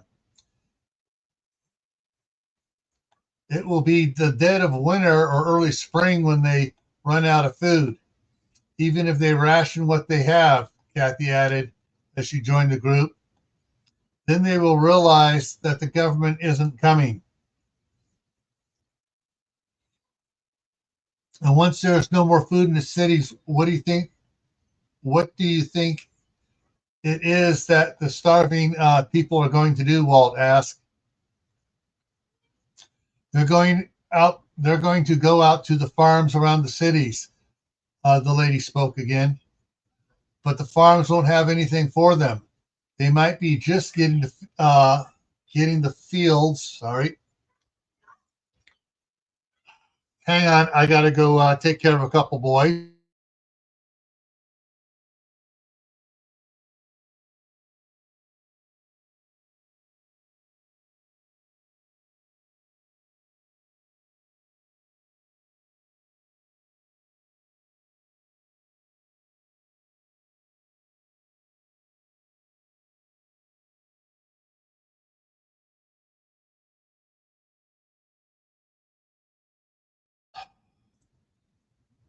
Arguing over Duplos and Legos.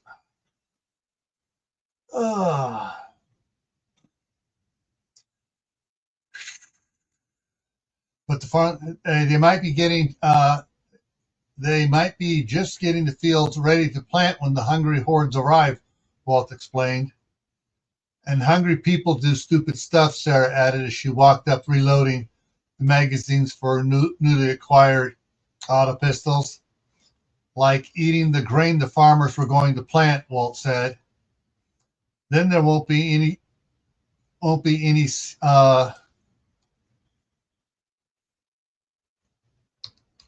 seeds to plant. Hang on. Lonnie added. And then there won't be any harvest or any more, and then there won't be any harvest, and more people will go hungry, Ben said sadly. And then they'll have to move further out of the cities to find food. And soon they will be here to take what we have, June exclaimed as she followed the reasoning of the others' thoughts. We have to get prepared to stop him, Wally said in shock as he paled a bit. No kidding, Mary said as she walked by with her sniper rifle. And since you're a ways from your county seat, Butterfield interrupted. And since we're just down the road, we figured it'd be best if we joined forces to stop them before they get to Cambridge. Lonnie beamed and grabbed Ben's hand and shook it. How's your dad doing, Ben? Just fine, Mr. Butterfield, Ben said, suddenly a little apprehensive. Still going hunting with him? Lonnie smiled. Yes, sir, but I got rid of the side-by-side and got a Bernelli 5-shot pump. I knew you had a good head on your shoulders no matter what Darnell says. Well, we got into more trouble listening to him than I would have on my. Well, I got into more trouble listening to him than I would have on my own, especially when hunting. Ben blushed and more and rolled his eyes. Yeah, he said dryly. That's for sure. Lonnie turned to Wally. Well, Wally, are you ready to have a town hall meeting to discuss protecting Cambridge? Wally, who was about the same age as Lonnie's granddaughter, Linda Donaldson, grew up under scrutiny of Ben's father and Lonnie and a few of the older generation. He was always having to work extra hard to prove that he had matured from the troublemaker teen that he was. Swallowing hard, Wally asked, what did you have in mind, sir? Well, depending on when you have a town meeting, you could invite Sheriff Rogers and DHS Special Agent Charge Davies to address everyone, share what information they have. And if you're smart, you would ask for suggestions and help from them. Lonnie turned and waved Kathy over. Wally, this is Master Gunnery Sergeant Dyer, who came to us as part of Joseph's security detail. She's now one of Sheriff Rogers' deputies and assigned to the south end of Adams County. She's hang on, I need to make things Marine.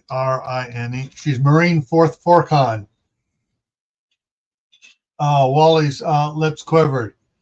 He'd done 3 years in the Air Force as a clerk, never having seen any combat. He respected those that had. He knew how intense the 4th Forcon was from those that he had met who had served in the sandbox. It's a pleasure. No, it's an honor to meet you. Don't worry, I don't bite hard. She smiled slyly. Blah. Walt gulped and coughed. Lonnie laughed and slapped him on the back. I just wanted you to know how serious this is going to get and the resources we're bringing to the table. Sarah, Randy yelled so loud that everybody stopped to look. We have an uninjured biker claiming to be a hostage. Ah, crap, Walt exclaimed and took off running, trying to beat Sarah to him.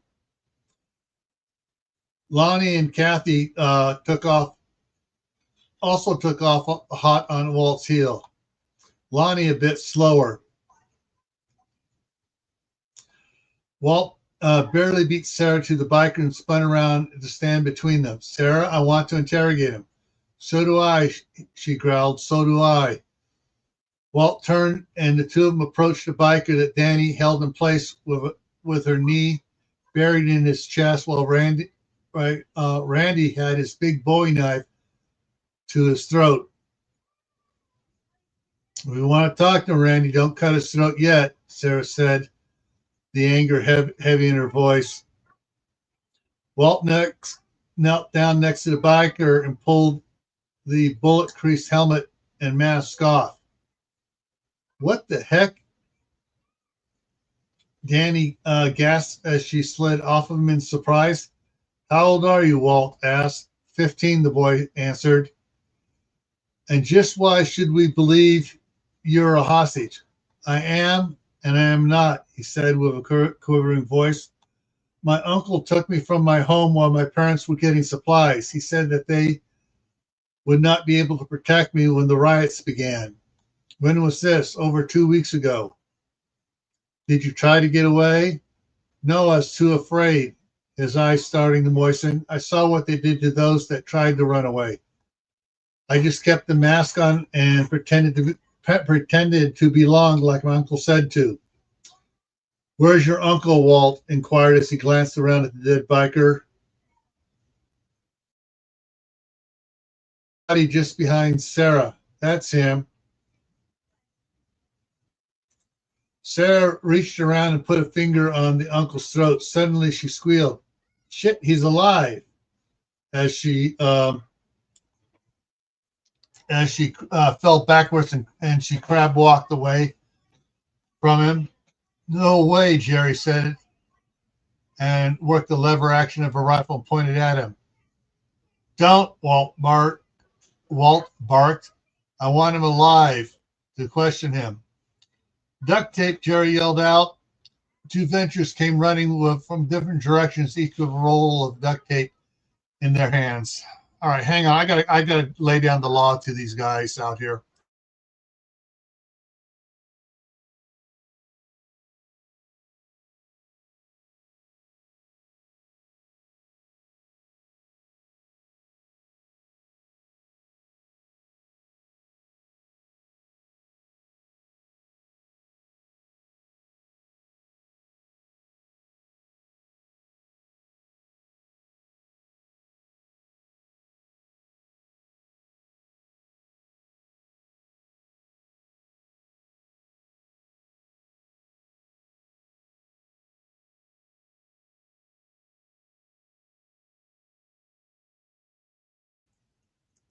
Okay, let's see if they behave now.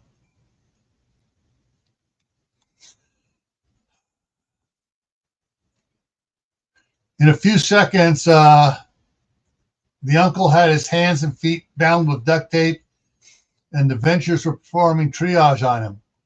Tammy Watts looked up at Walt and Sarah. He has two big pieces of shrapnel in his left shoulder, a chunk of bike frame embedded in his helmet and head. I can't tell how far it goes past the skin, but he's not bleeding, so I think it's at least into the bone, keeping pressure on the wound. If we try to remove the helmet, we could kill him. Doc Jordan has a new x-ray unit. He can give him a quick x-ray so we can tell how deep it is. Then he said from the guardrail he was leaning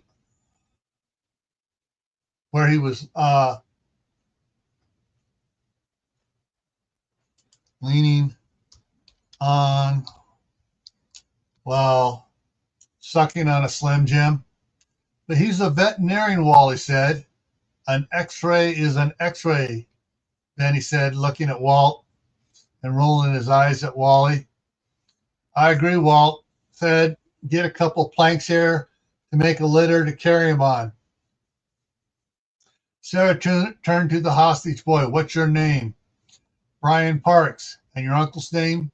Seth Dickinson. He's my mom's brother. Okay, Brian. We're going to take him to get an x-ray to see if we can safely remove the helmet. You can just yank it off for all I care, Brian said disgustedly. You really don't like him, huh? He took me from my family, he cried out. What do you think? Where do they live? Mountain home? On base or in town? Walt asked. In town. Do you want to go back to them? Oh, yeah, I'll never complain about the rules again.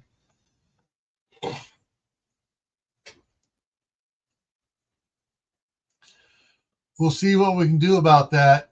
But, Walt put emphasis on the but and stared hard at Brian. We will need to verify your story first.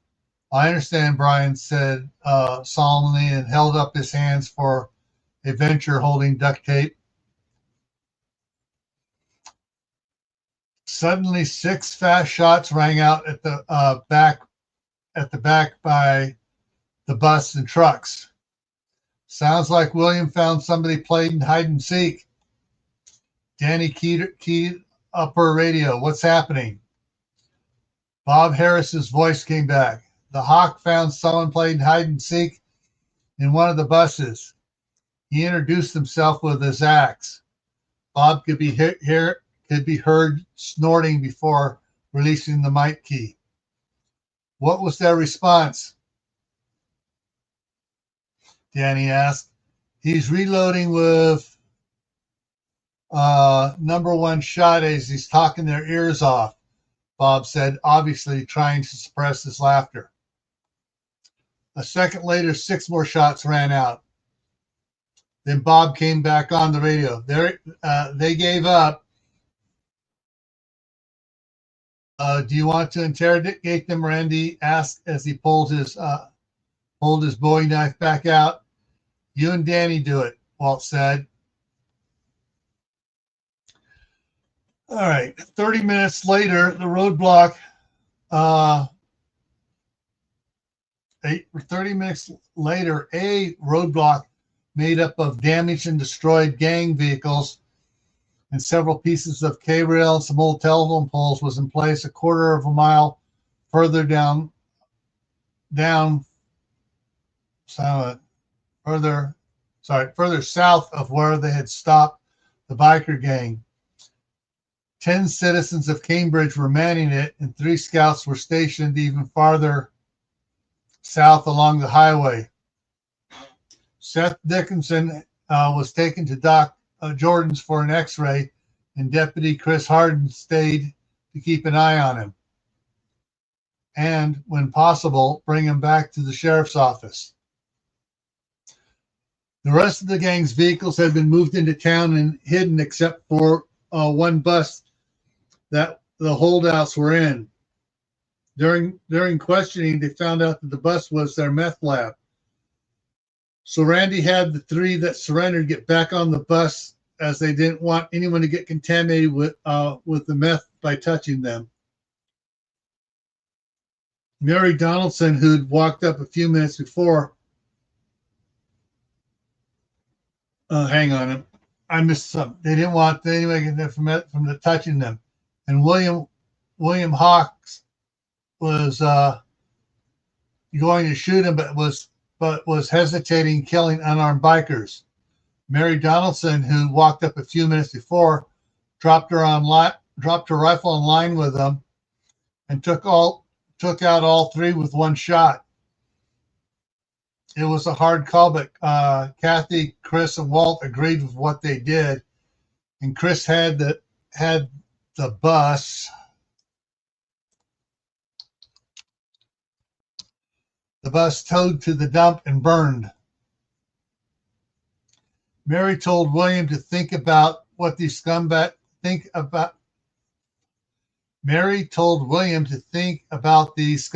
as raping his girlfriend in front of him and then slitting her throat for fun, and turned to walk off.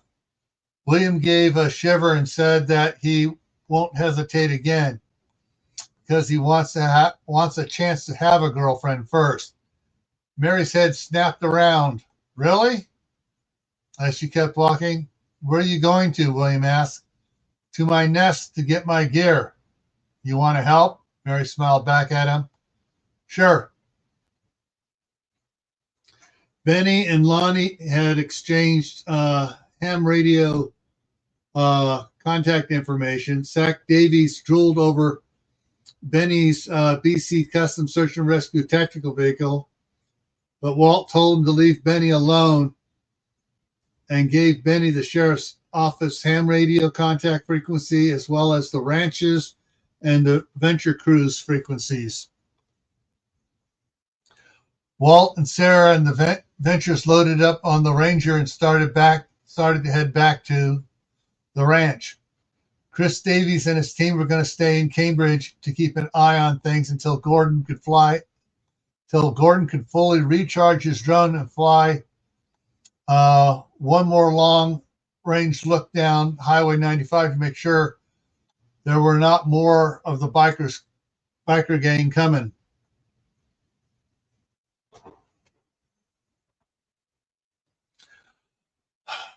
Walt tried but couldn't make phone contact with the Washington County Sheriff's Office, even with the sat phone. So he was going to try email and ham radio when he got back to the office. If Chris and his team were going to try to make another run to Boise, they said they would stop and talk with Sheriff Fielding if they could.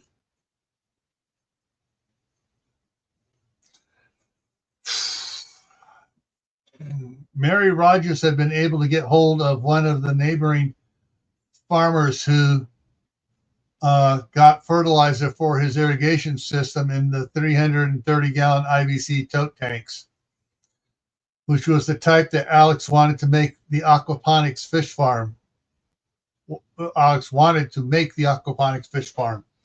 He had over 50 of the used tanks just sitting alongside the irrigation road, and he told Mary she could have all of them. She asked what chemicals were in them when he got them, and he gave her a list. The chemicals were 3 types that were used that they were using on the plants of their own system. So she would have the team rinse the tanks out and save the water for using on the system's plants and just monitor the pH balance and nitrogen percentages. Once they were rinsed out, Alex could use the tanks for the aquaponics system for raising fish and water plants like watercress, water chestnut, taro, water lettuce.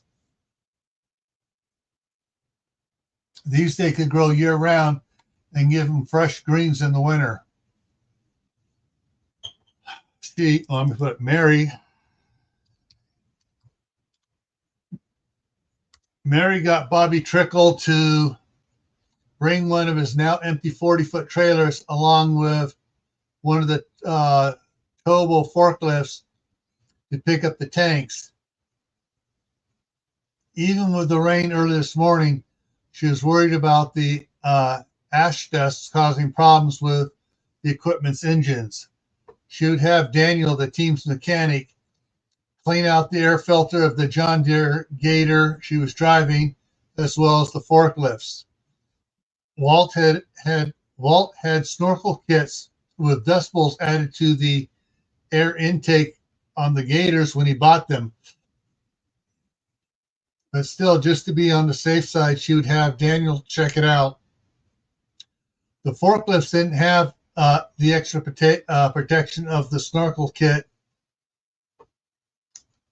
Didn't have the extra protection the snorkel kit gave the Gators, so she was more worried about them.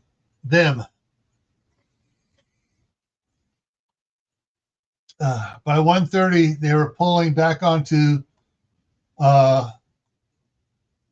back into Redoubt Village and heading up to the side road up the side road to the secured aeroponics facility.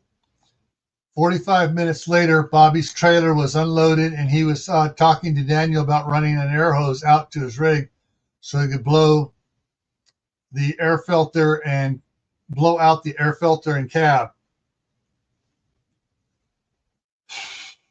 Presidential bunker somewhere south of Buchanan, West Virginia. Mr. President, Cynthia said as she entered the conference room he was using for an office. The asteroids are falling in Asia and the far side and the far Middle East. Small ones for the most part, although there have been some reports of some that have destroyed an area upwards of a half-mile diameter. She handed him a folder with several sheets of reports in it. What time did they start falling, he asked, even though he knew the answer would be in the reports. He trusted her to sort through the dating and have it ready for his inquiries in short order and in sequence of importance. It appears that the side of the Earth facing the asteroid belt has been receiving strikes since early this morning our time. She gulped a little. And the sizes are increasing. What can we expect for tonight? She looked nervously at the folder in his hand. NASA is estimating up to the size of a semi-tractor trailer, making it to impact. That's not too bad. Sir, depending on the speed at impact, that could destroy everything in a 2-mile radius and make a crater 400 feet deep. It would kill or trap us here if it were to hit within 800 feet of the facility's entrance. What are the odds of that happening? The president asked. The scientists are saying the amount of asteroids coming in is making it impossible to quantify that. There are just too many small ones screwing with the signals for NASA and the Air Force's remaining tracking systems.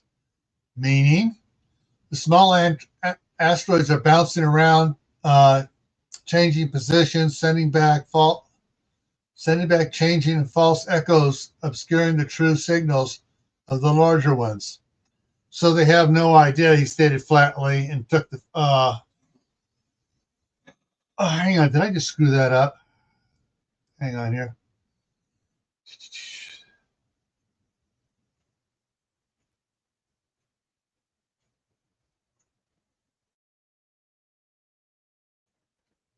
Yeah, she did hand the folder to him already.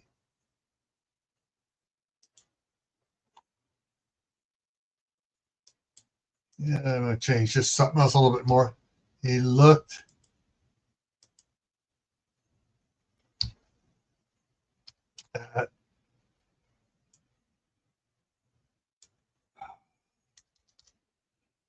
at the folder.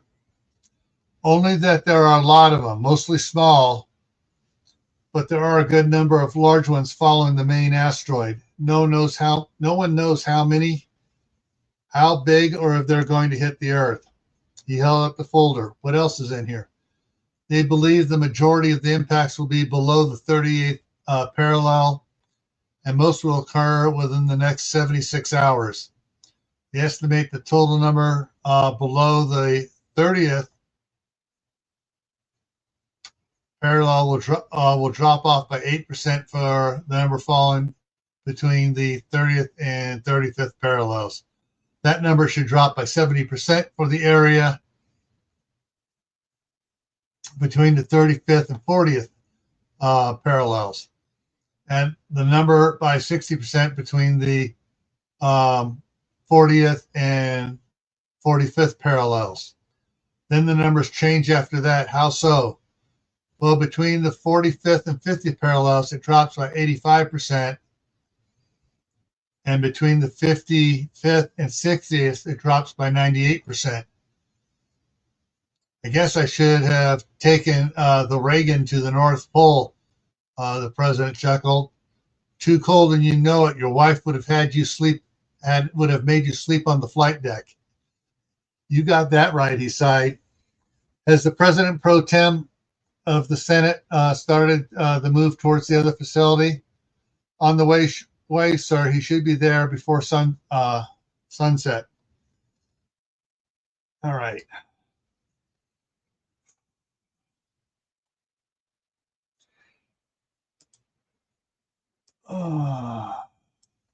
All right. I got to go talk to Mother Nature for a little bit. I'll be back in a couple minutes. Don't go, don't go away. And all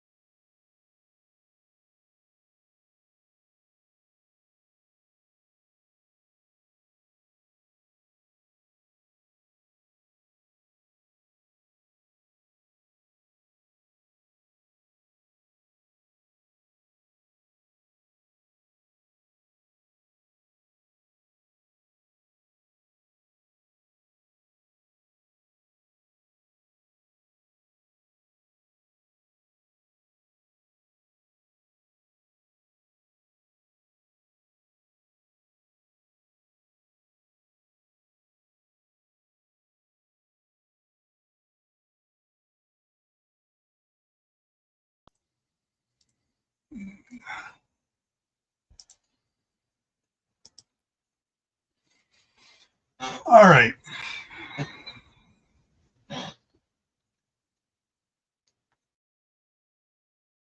Um, Lonnie, Kathy, and Billy stayed in Cambridge to work with the mayor and the town council on a mutual aid and defense plan between Cambridge and Indian Valley and the Indian Valley Adams County Defenders.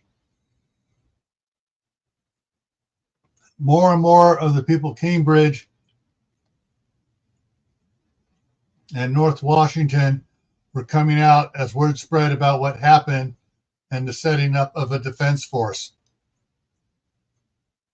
Benny got very nervous when Sack Davies and several agents gathered around his BC Custom Search and Rescue tactical vehicle with the M134 GAU-17 minigun. You know, you have to have a Class A ATF license for this. Got one. Good. Chris Turner held his hand out to Benny. I would hate to have Walt mad at me for having to confiscate it. Benny slowly shook the offered hand. You don't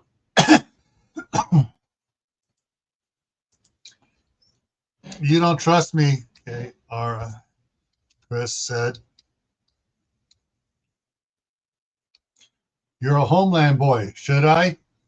Chris started laughing. You've been buying into Hillary Clinton's, Nancy Pelosi's, and Dianne Feinstein's and the Democrats' misinformation crap that we want an unarmed populace, don't you? Hell no, that's their agenda. We know that an armed society is a polite society, and one that criminals and those selfish elitist political hypocrites are afraid of. What? Benny asked in shock. Chris and his team laughed. And Chris put a hand on Benny's shoulder. I would love to have you on my team if you want a job. Doing what? Protecting the public, safeguarding the Constitution from enemies foreign and domestic. He put a heavy emphasis on and. Let me think about it and talk with my wife. As they were driving back through council a little after 1 p.m., Sarah saw the county clerk unlocking the clerk's office. Wait, Walt, pull over at the clerk's office. We're getting married now, she pointed at the clerk. Walt chuckled as he pulled the Ranger over to the curb. Yes, dear. Anything you want, dear. You mean it? She laughed and hugged his arm. I love you so much. I know. Walt smiled. You've put up with me making you wait for over a year. I think you're worth it. By the time they dropped the Ventures off back at the mine, it was 2:30 when Walt, Sarah, Danny, and Mick walked into the grand hall.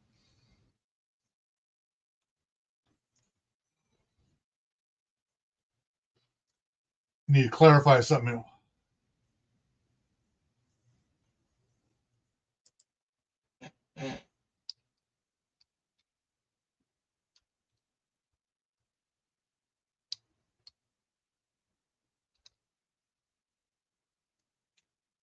Walked into the ranch house's grand hall to find a meeting in progress of their extended families with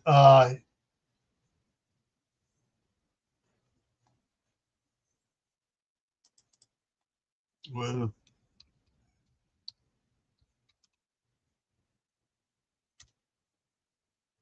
Walt's dad, Mark, leading the meeting.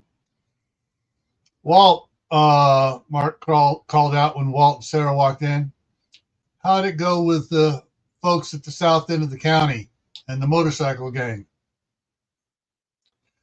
It was just what Lonnie Butterfield and Kathy Dyer needed to galvanize everyone into action. They were heaven's devils. The citizens of Cambridge are on board to help secure the area, Walt sighed. So what happened with the gang, Stan asked. They were handled with extreme prejudice, Sarah interjected. What does that mean, Martha asked. They are all dead, Walt said softly. Whoa, 12-year-old Ryan Thomas exclaimed. What happened, Mark asked solemnly. Well,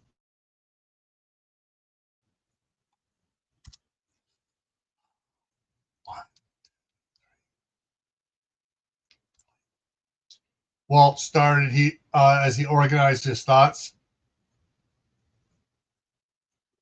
I killed most of the first group when their leader said he was going to rape and sodomize me, Kathy explained.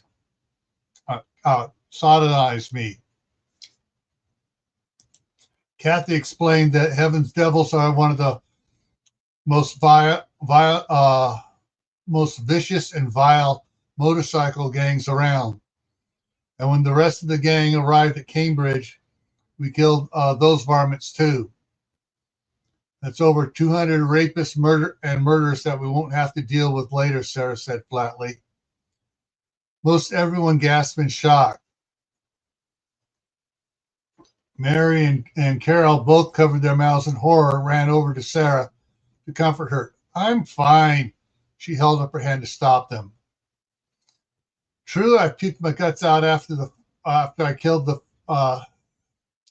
guts out after I killed 14 of them at the county line. But Kathy helped me come to grips with that duty. Duty, duty! Carol cried out as she rushed her daughter and wrapped her up in her arms. How can you call killing your duty? Because I saved a lot of lives. I kept women and children from being raped and sodomized, and who know what other vile things the biker gang would have done to our friends and neighbors. I did what had to be done to protect you, Amber and Lisa. I know what needs to be done, and as such, I have to act. That's how I can call it my duty. Mrs. Ahern, Sarah was amazing, Danny spoke up. She tried to get them to leave peacefully, but they wanted to do evil things to us, and she stopped them. She's a hero. Carol looked at Walt with a questioning hurt eyes. Why didn't you do it? Because I told him if he loved me, he'd let me try to do it my way, Sarah said quickly before Walt could. And she did it better than I could have, Walt added.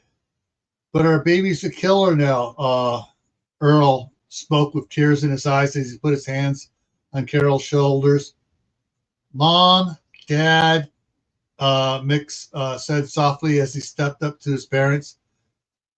You both read Blood Moon Falling, The Dying Winter, and Milwaukee Time. You know what you know that the world has changed forever.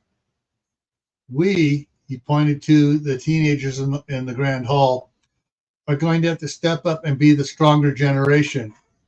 We have to start taking care of the dirty tasks before they get too big to be taken care of without taking losses. We have to get trained and accustomed to pulling the trigger now, so we don't hesitate when we don't hesitate come spring when it's going to get really bad. Hang on a second here. Another one here is screwed up. So son, Earl started. Dad, you know it's true. I overheard you tell Mom we were going to have to do this sort of thing. Mick argued. I know, but I was talking about us adults and hoping that it wouldn't happen, Earl said. Dad, Sarah led us to a great victory. In all three battles, we won without anyone getting hurt on our side. And like Kathy said, we shouldn't feel any more guilt than killing a rat. They both eat your food and carry diseases, but only the biker scum will kill you and your family on purpose, laughing while they do it, and some will rape you afterwards. That's what we're facing, Danny added. That is what we killed, not people. That is stuff stuck to the bottom of the septic tank. We have no guilt and will not have nightmares because of it. Mom, they're right. At first I was sick about it. Then I found out who they were and went proudly to the next two fights. I don't like killing, but I'm not sorry I did it. I will keep you, Dad, Amber, Tommy, and Lisa safe. That was my duty. Carol nodded slowly, but a mother never wants her babies to have to fight and kill the bad guys. And Carol, my mom freaked out when my brother John enlisted in the Marines. It didn't matter that Dad saw combat and came away okay. She didn't want her children in the military. Hunting deer and elk was okay, but not people. John stepped into the grand hallway from the hallway to the downstairs bedrooms. She really flipped out when I went to sniper school uh, and really got conflicted when I graduated top of my class. Then again, when I became a Navy SEAL, Dad said it comes with the special ability to be a mom and to just go with it. So I get that you're upset, but you need to realize this is Tawaki. And we all need to do what we must to survive. John, Walt exclaimed, when did you get here? This morning, a little while after you left. SEAL Team 3, 2nd Platoon, has been assigned to SAC Navies for a special assignment. We spent the morning setting up our barracks in one of the warehouses. John, Carol interjected, did your mother ever come to grips with your being a hang on, let me fix it. I thought I fixed these all earlier.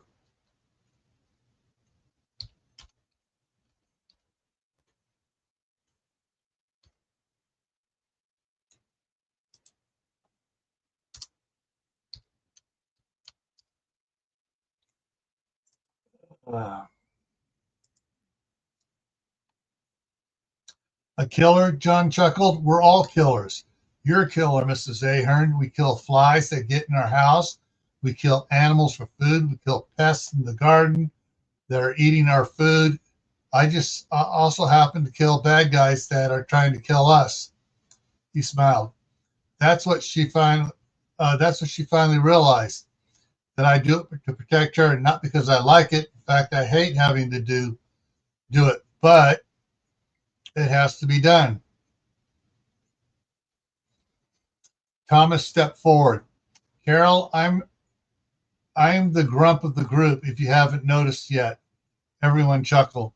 I drag my feet and complain about almost everything. But in getting ready for this new world, Sarah has impressed me more than anyone. She told me when I was being exceptionally whiny one time, Mr. Michaels,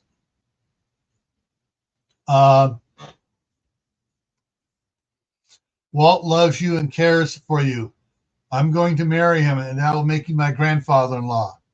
Stan and I have a unique relationship, and I would like to have the same with you. But to do that, you're going to have to pull your head out of your butt, take off those stupid rose-colored glasses, and do what needs to be done. Can you do that for Walt's sake, please? Everyone looked in shock at Sarah with their mouths hanging open. Sarah smiled sheepishly. Do we have a special relationship now? Thomas?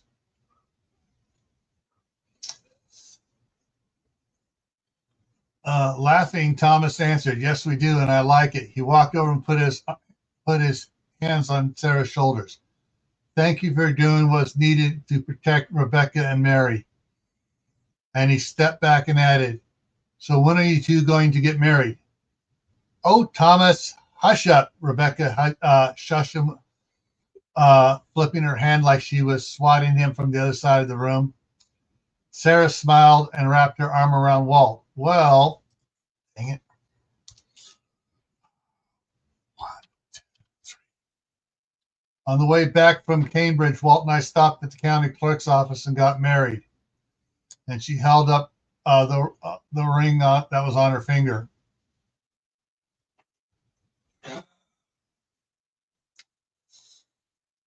All the women moved forward to get a look at the ring and congratulate her. Not all. It's not all, it's most. Most of the women moved forward to get a better look at the ring and to congratulate Sarah. Carol, on the other hand, broke out in tears and sobs of disappointment. Earl stepped up to his wife and wrapped his arms around her and whispered in her ear, darling, she's been waiting for him to be willing to do this for 1.5 years. Can you really blame her for getting married the second she thought it was safe to do so? She said in gasping breaths, choking on her tears. but she could have called and I would have driven there like a bat out of hell with its tail on fire. Sarah barely caught the choking conversation of her parents. Everyone, be quiet, she yelled and walked to her parents. Mom, Dad, I'm sorry I didn't call you to come see us get married. When I saw the county clerk open his office, I just told Walt to pull over and pointed to the clerk. He said and said, "We're getting married now." She looked down blushingly. I really thought he was going to come up with another very valid reason to wait, but he didn't. He just chuckled and said, "Yes, dear," and pulled over. It turned out that last year he had the paperwork already filled out with the clerk, who he swore into secrecy until we could get married. He wanted everything ready to go as soon as our getting married would not interfere with our helping save the county. Sarah took a breath. Everything was going so fast, and I was just so giddy that he said yes. I wasn't thinking it over. Then I had elopers remorse, and there's nothing I could do about it. We were married, and I forgot to call you. Can you forgive me?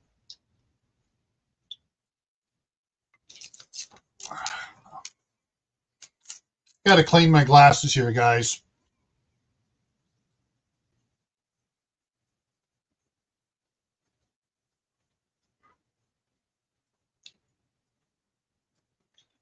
Ugh.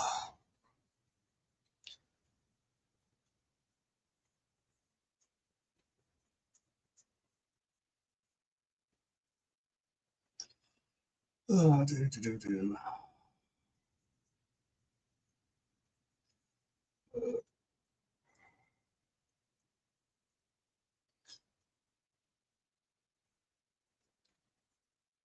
One of the curses of having really long eyelashes.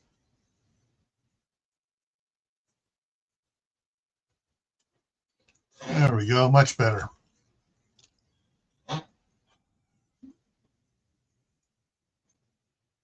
Let me try one more. There we go. Whoop, hang on.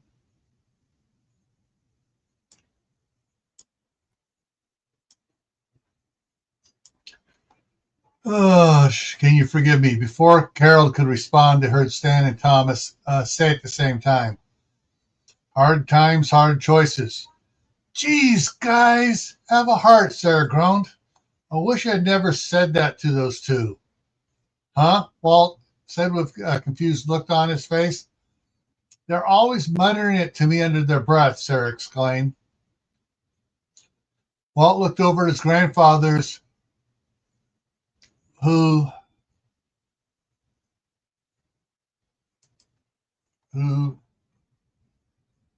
were suddenly busy whistling and looking around at the ceiling, trying to act as innocent as they could. Really, guys? Well, Stan began, you could do another wedding ceremony here, or at least a ring ceremony, Mary said. We'll do the full ceremony next week, Sarah said, when everyone can make it. Walt leaned over and whispered in Sarah's ear, go be with your parents and plan the ceremony. I need to talk to John. I'll fill you in later. Sarah nodded as a serious expression dropped over his face. Smile or they'll start asking questions, he whispered again and gave her a quick squeeze.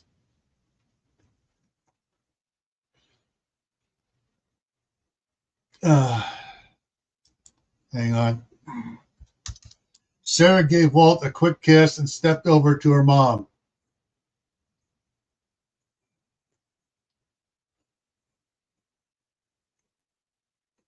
Hang on. Hang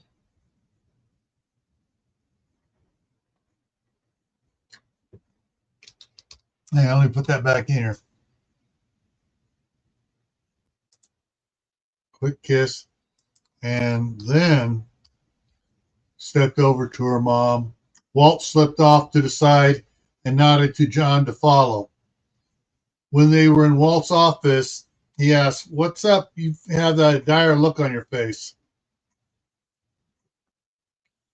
"We were reassigned to provide additional security for the president who moved here today." "What happened to cause that?" "The vice president was in Cheyenne Mountain when it was sealed off by the eruption of Mount Datsero, and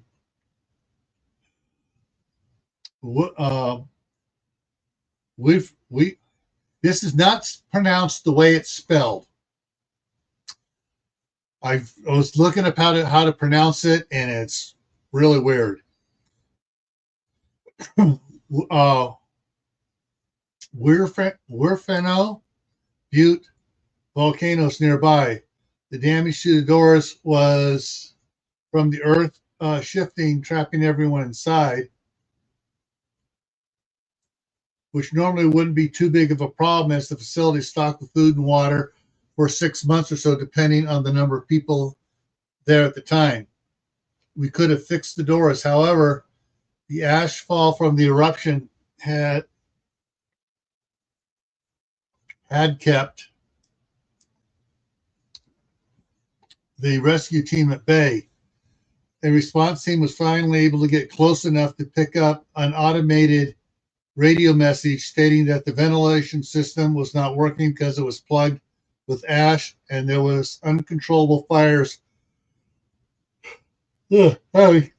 giving off toxic gases.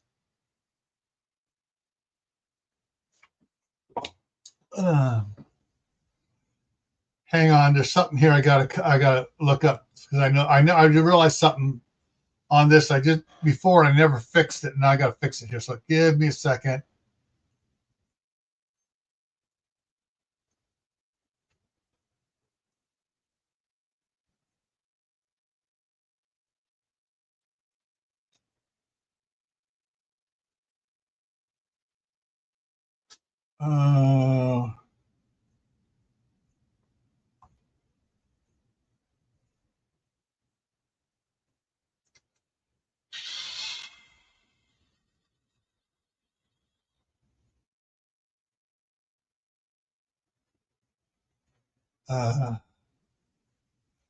Hang on. There was some information that Walt quoted later that John was supposed to give him from what I was just reading to you, but it's not there. So I got to find that and get the exact information put up there.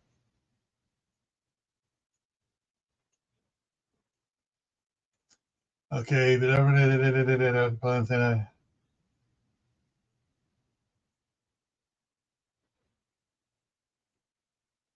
okay, it's in here.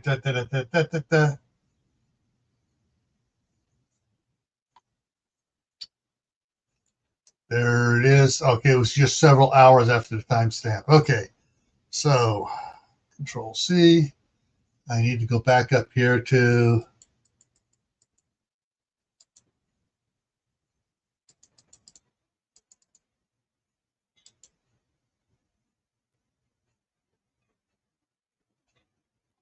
okay.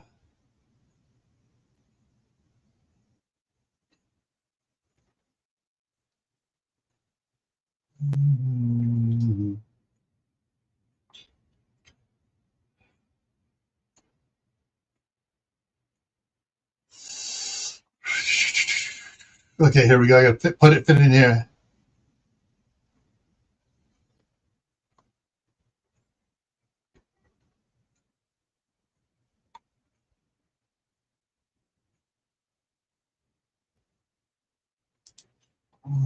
Control V.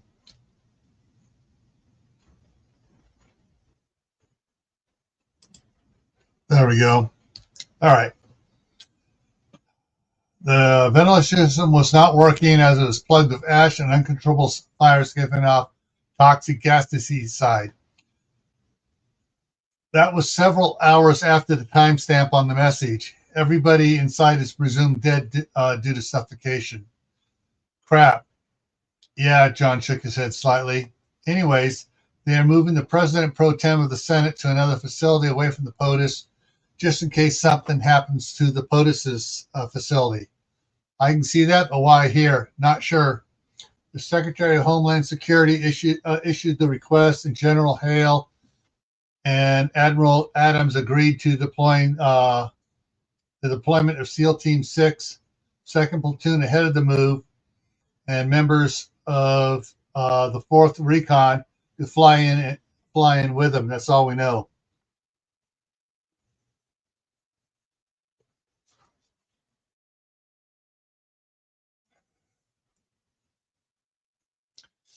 Walt frowned. How much in the way of supplies did you bring with you?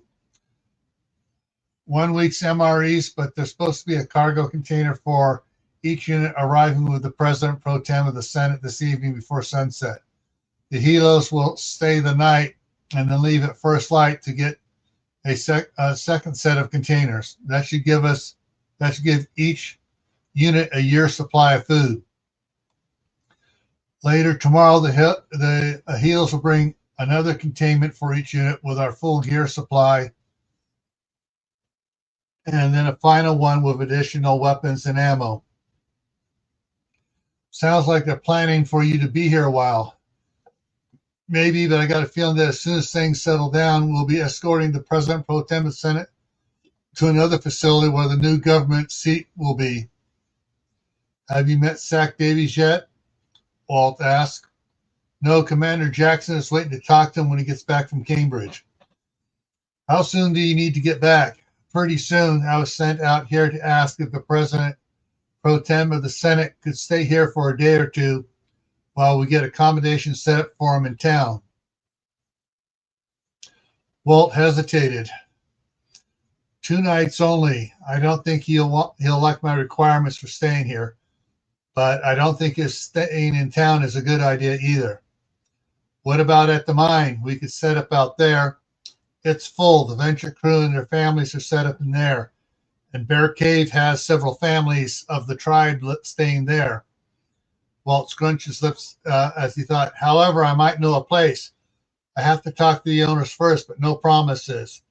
But I think that might work out better than any other place around here. I'll let the commander know, John smiled. So you and Sarah finally tied the knot? Yeah, I couldn't ask her to wait any longer. She stood by me through this whole stupid thing, keeping our relationship secret so I could get elected sheriff, and not telling her friends that we were in love, and then waiting while I concentrated on getting the ranch in the county ready for the asteroid.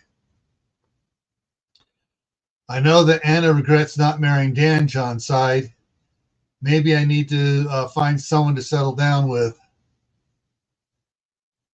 All right, find someone and settle down. I got bad news for you then. Things aren't going to settle down for several years. And let me run back up here. Oh, lights just came on. Hey, the power's back on. All right. Okay, hang on while I deal with the kids. They're getting really excited. So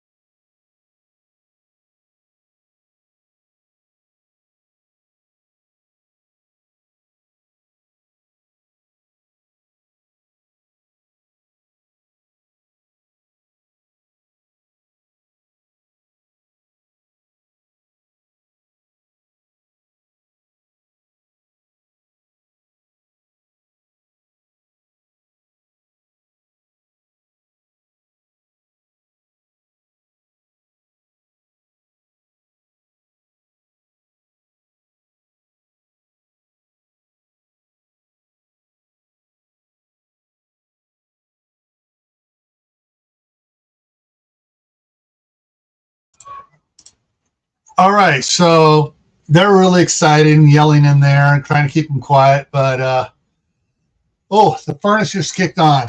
It's oh, it's 62 in here. Oh man, no wonder why my feet are hurting. Let me I gotta get a message off to my daughter real quick.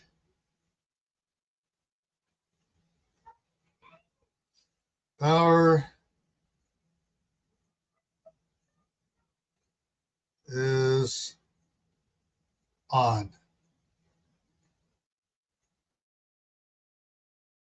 And let the staff sergeant know as well.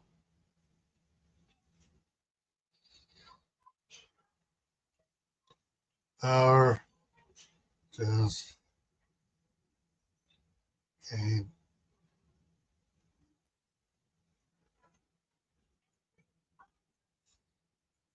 All right, so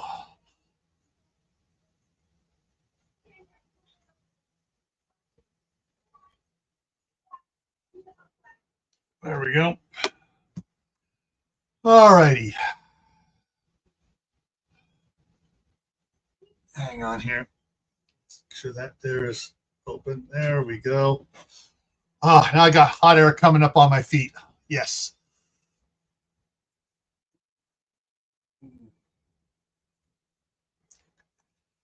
Okay.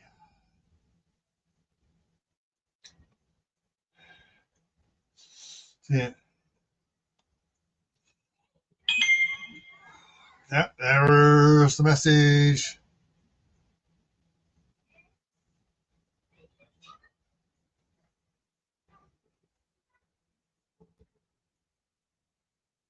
Okay.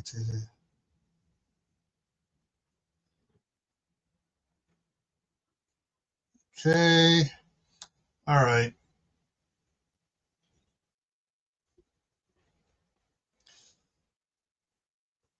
All right. I know Anna regrets not marrying Dan, John sighed. Maybe I need to find someone and settle down. I got bad news for you then. Things aren't going to settle down.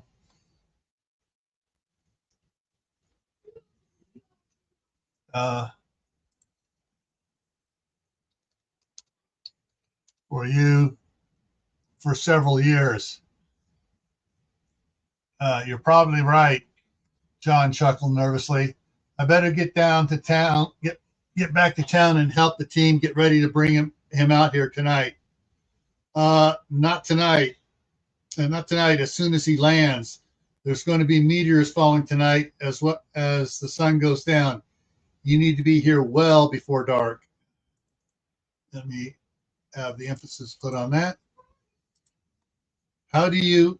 Never mind. I'll let the commander know. See. Hang on. We'll see you this evening.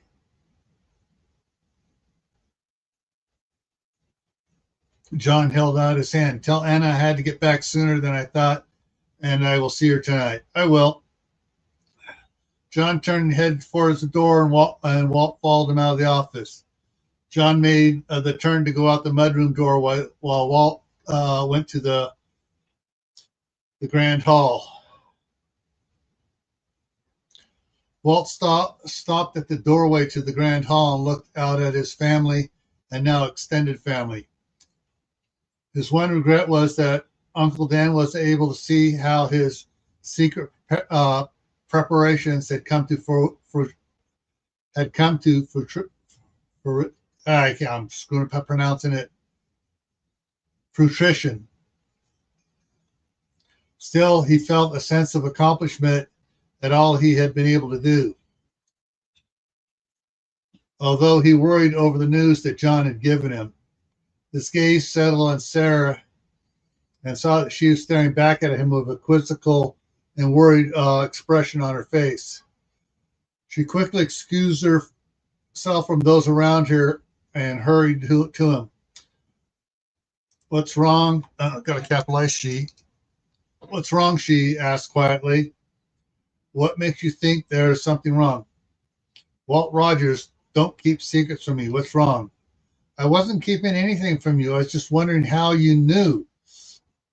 You had a grim smile and your eyes were squinting like you were trying to visualize out a solution to another problem. Oh, Walt said in surprise. I didn't know I did that. Well, you do, and it's cute. Now what's wrong?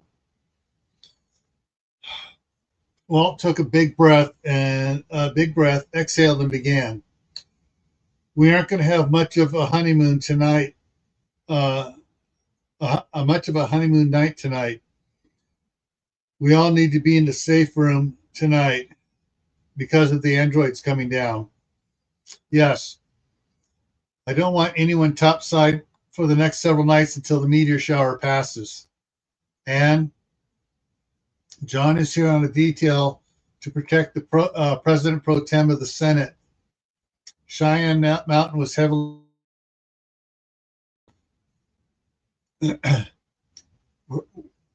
Werfano Butte.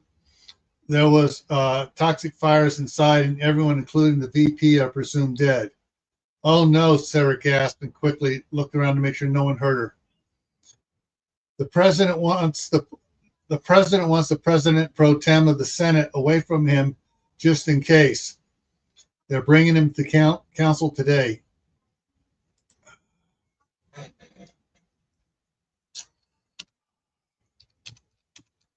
And Sarah said, waiting for the rest, he'll be staying here for a couple days until a suitable location we set up for him. The Smythe's place has a runway and their bunker is well hidden and secure. Nobody but family knows about it. It'd be perfect, Sarah said as she worked out logistics in her head. There's plenty of room in the hangar for John's SEAL team. Walt interrupted.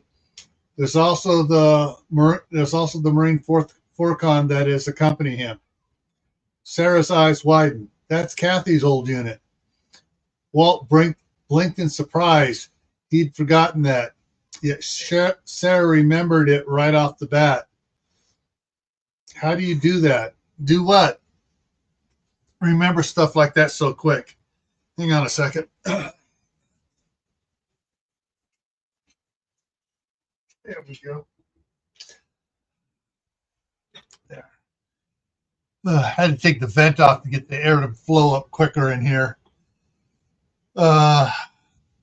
That's a woman's secret. It'd make your head explode if I told you. I don't doubt you one bit, Walt smiled and hugged her. Well, there should be enough room for them too. She paused for a second, said, say, I should radio Kathy to give us a call as soon as she gets back at the Butterfields. The phones are back up, Walt asked in surprise at the possibility. An hour ago, David said just locally so far. Weiser was not on yet, but from Cambridge up to Meadow is. Did he say how? You heard that a retired phone employee hooked up a small generator to a switching station and they turned on the local circuits. The long distance circuits kept tripping the relays and breakers. So until they figure out what's causing it and get it fixed, we have just local circuits. He's working on fixing the backup battery bank charger so it doesn't have to run on the generator all of the time. That's better than just ham radio. They'll give us some privacy for a warning system, Walt said deep in thought. Yeah, we were lucky that the biker gang didn't have any ham radios that could have let them know what we were doing, and we would have been on the losing end. True. If that had been if that Sorry, let me fix this. If they had been on our frequency, we'll just have to be taking that into consideration from here on out. So back to the president of the Senate. What are you going to, are you going to go over to the Smythes before dinner? I was thinking about it. I want to go too. She stopped talking, her mouth still open. What? Maybe you should take Michael and Jenna instead. Take us where? Michael said as he walked up to them. Your in-laws. Walt answered his brother. Something wrong? Not exactly. I just thought that Jenna might want to.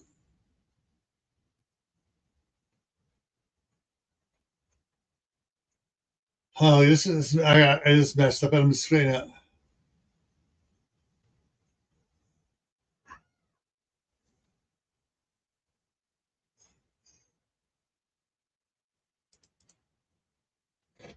Might want to see her parents since Walt needs to talk to them.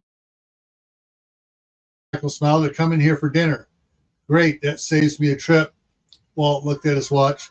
What time do you expect them? About 4? Great. Babe? Sarah spoke softly. Yes, Mrs. Rogers. Walt said with a smile of a 5-year-old.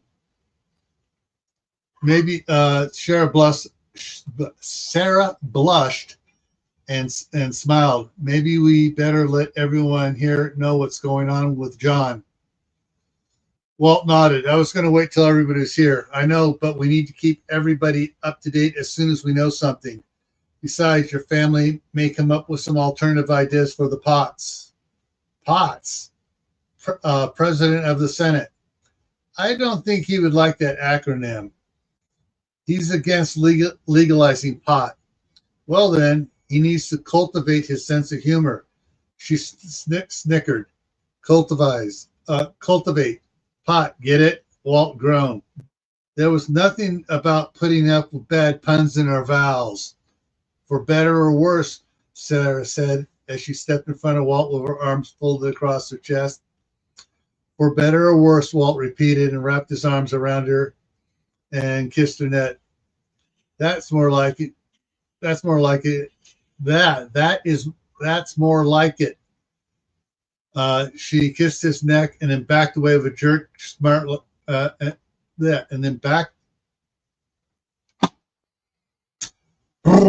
I'm getting so tongue tied here. I'm sorry, guys. And she kissed his neck back. Then we need to put a comma in it. That's part of the problem. Comma. Then jerked back sharply. Is that me or you? Both. Walt smiled with crinkled up with a crinkled up nose as he released her. We need the shower before dinner or they're going to make us eat outside.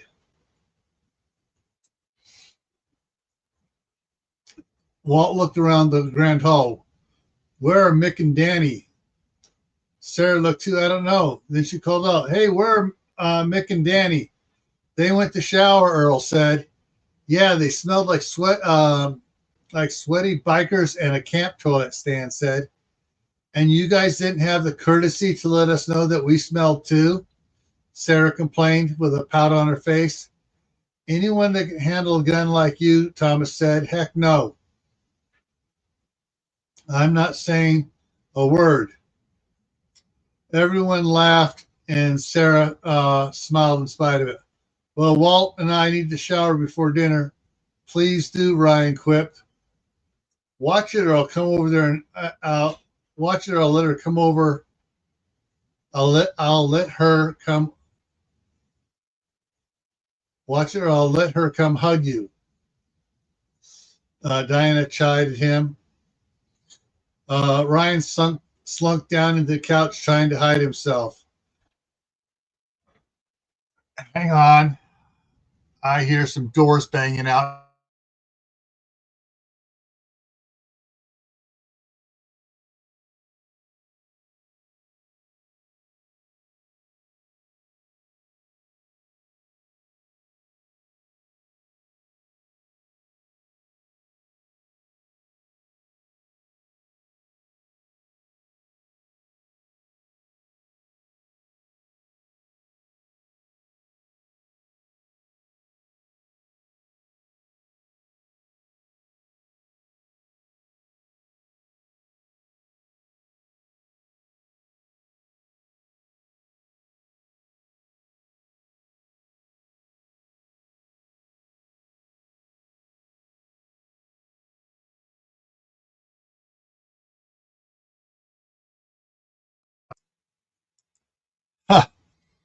two of the boys saw their mom's car across the street, snuck over, got their shoes on and stuff, and went to go out, got outside, ran outside, and they noticed that her car was gone already, and came back in. Mom's gone again. Yeah. Anyways, yeah, they were sneaking outside without asking. All right.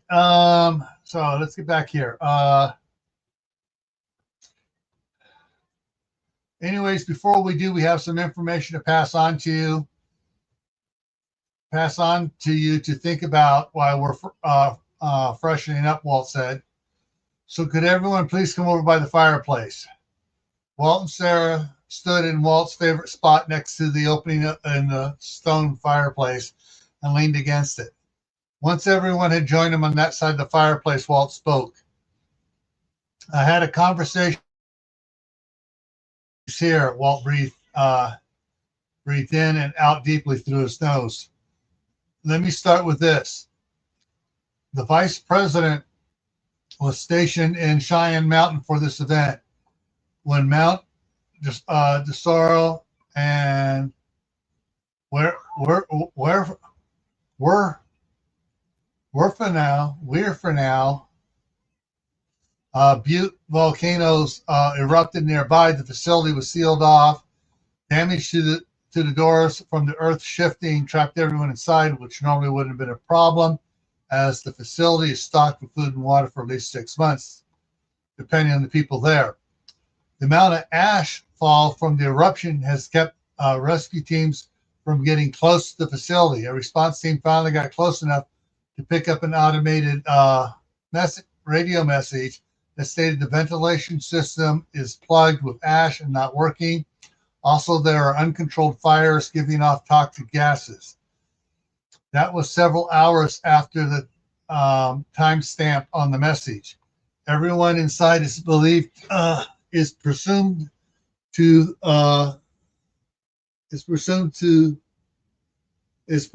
dead due to suffocation. Everyone gasps. Because of that, they're moving the president pro tem of the Senate to a different location from the president of the United States, just in case something happens to that facility too.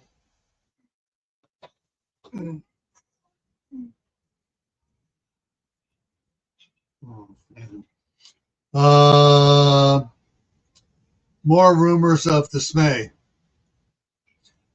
The Secretary of Homeland Security requested and the military agreed to deploy SEAL Team 3 ahead of the move to help secure the area that they're moving the president pro tem of the Senate to, and hang on, MARIN and Marine Fourth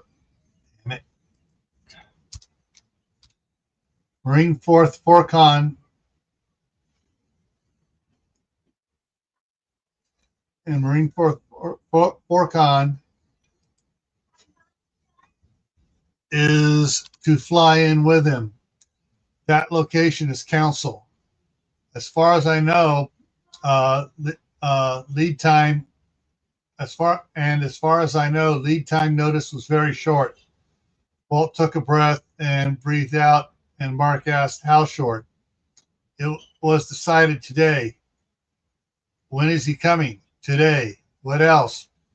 They don't have a secure place for him to stay, and he's going to stay here for 2 nights while they secure lodging and workspace for him and his security teams. And I was thinking about talking to Kurt and Candace. They have security clearance and their place is secure.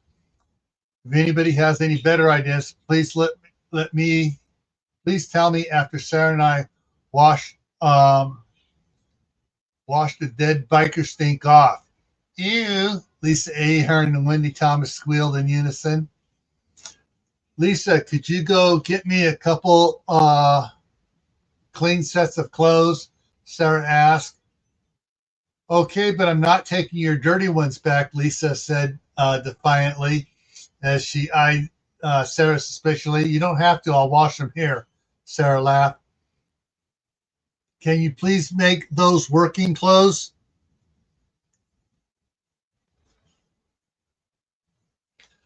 All right. Switching on here. Wow, this is taking longer than I thought. Of course, part of that is dealing with the boys in there all the time.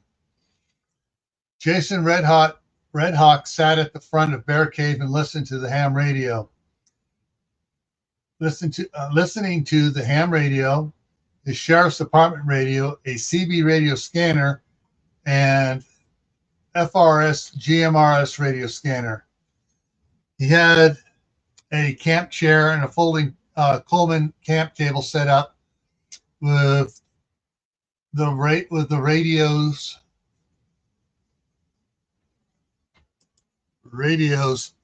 on it, along with several notepads. Other tribe members would join him in taking notes on what was being talked about by various groups and individuals.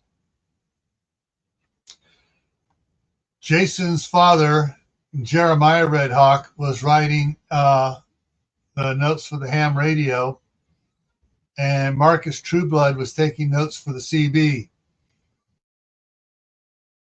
Coming to life with repeated stories from the ham radio. The repeated stories were already growing in exaggeration from the original telling with each repeat.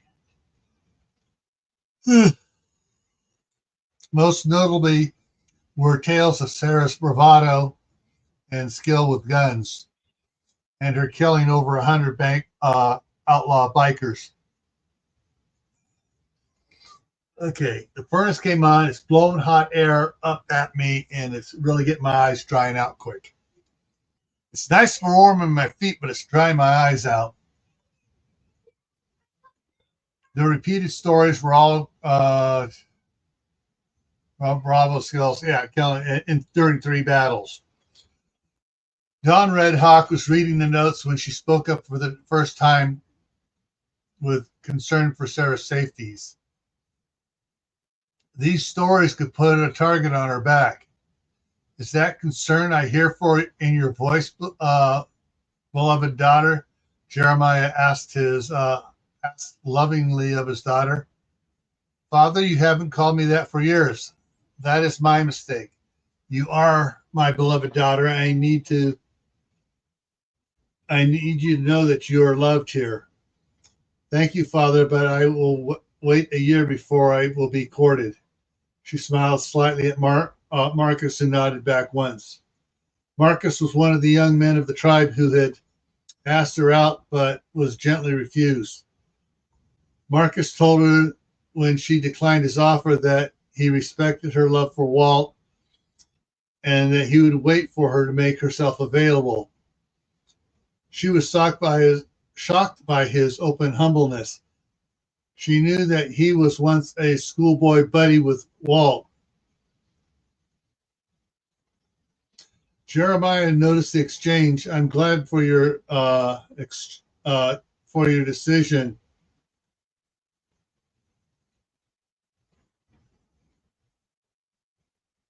Hang on, let me go back up here.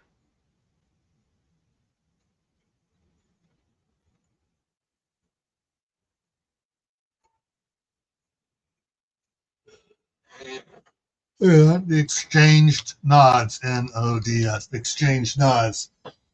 I am glad for your decision. I know you would prefer otherwise. I will always, hang on. What's going on here, man? Get the goop out, and then more just instantly materializes.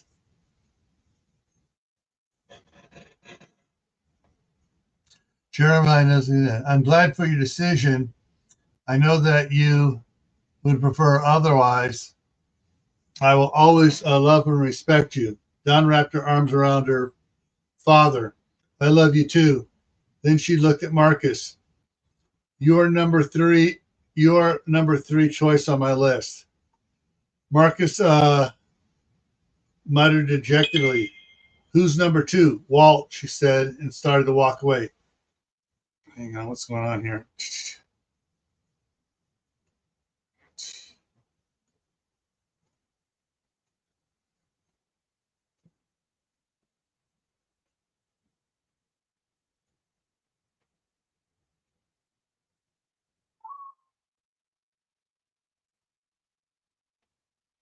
Yeah. Okay, sorry. It was Staff Sergeant giving me an update what she found out about the power blackout that was going on.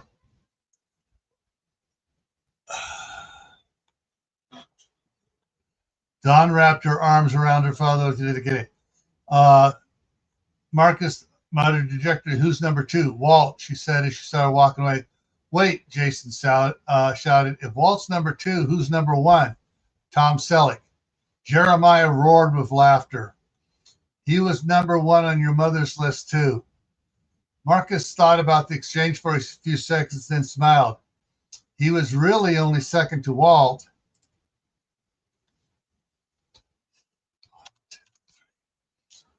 And rumor had it that Walt was engaged to Sarah.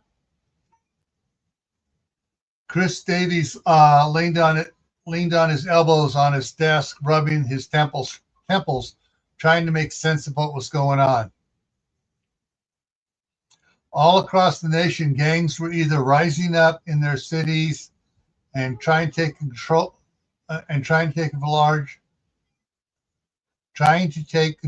of larger territory, or they were moving out to parts unknown, raiding small towns along the way. News of what happened with the biker gang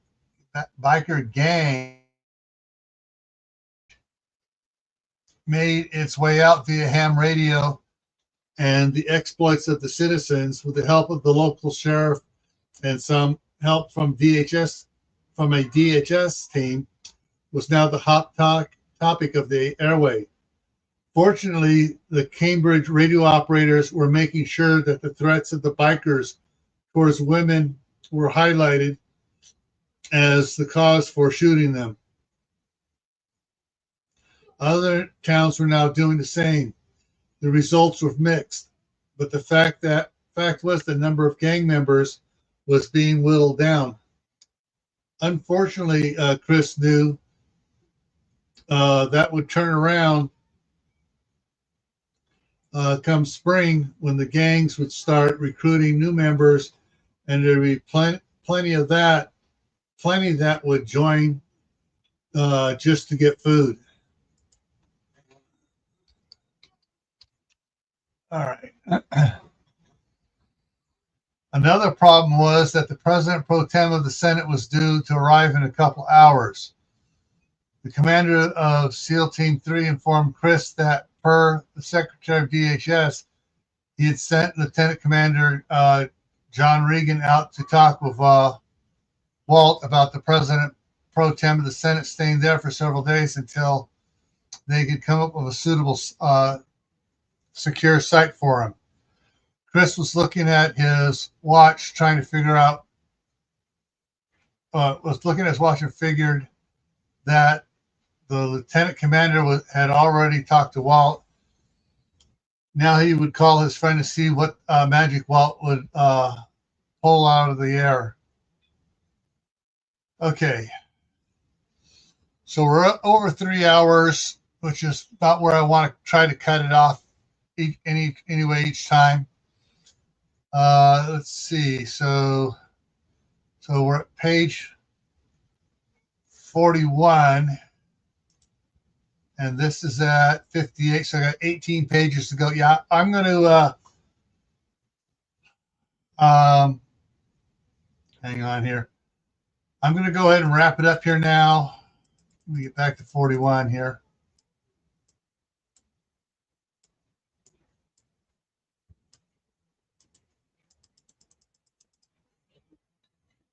And I'm going to start here, and I'm going to highlight this right here so I know that's the starting point for tomorrow. So we'll finish off chapter 1 and start on chapter 2 tomorrow. And it's a good thing I put 2 extra days just for chapter 2. And we'll work on this. So everyone, tonight at 8 o'clock Eastern for Tactical Tuesday, the topic is RVs for prepping, and we'll cover pros and cons of that, and hopefully provide you some good information on the topic. All right. All right, everyone. Take care, and I will see you tonight at 8 p.m.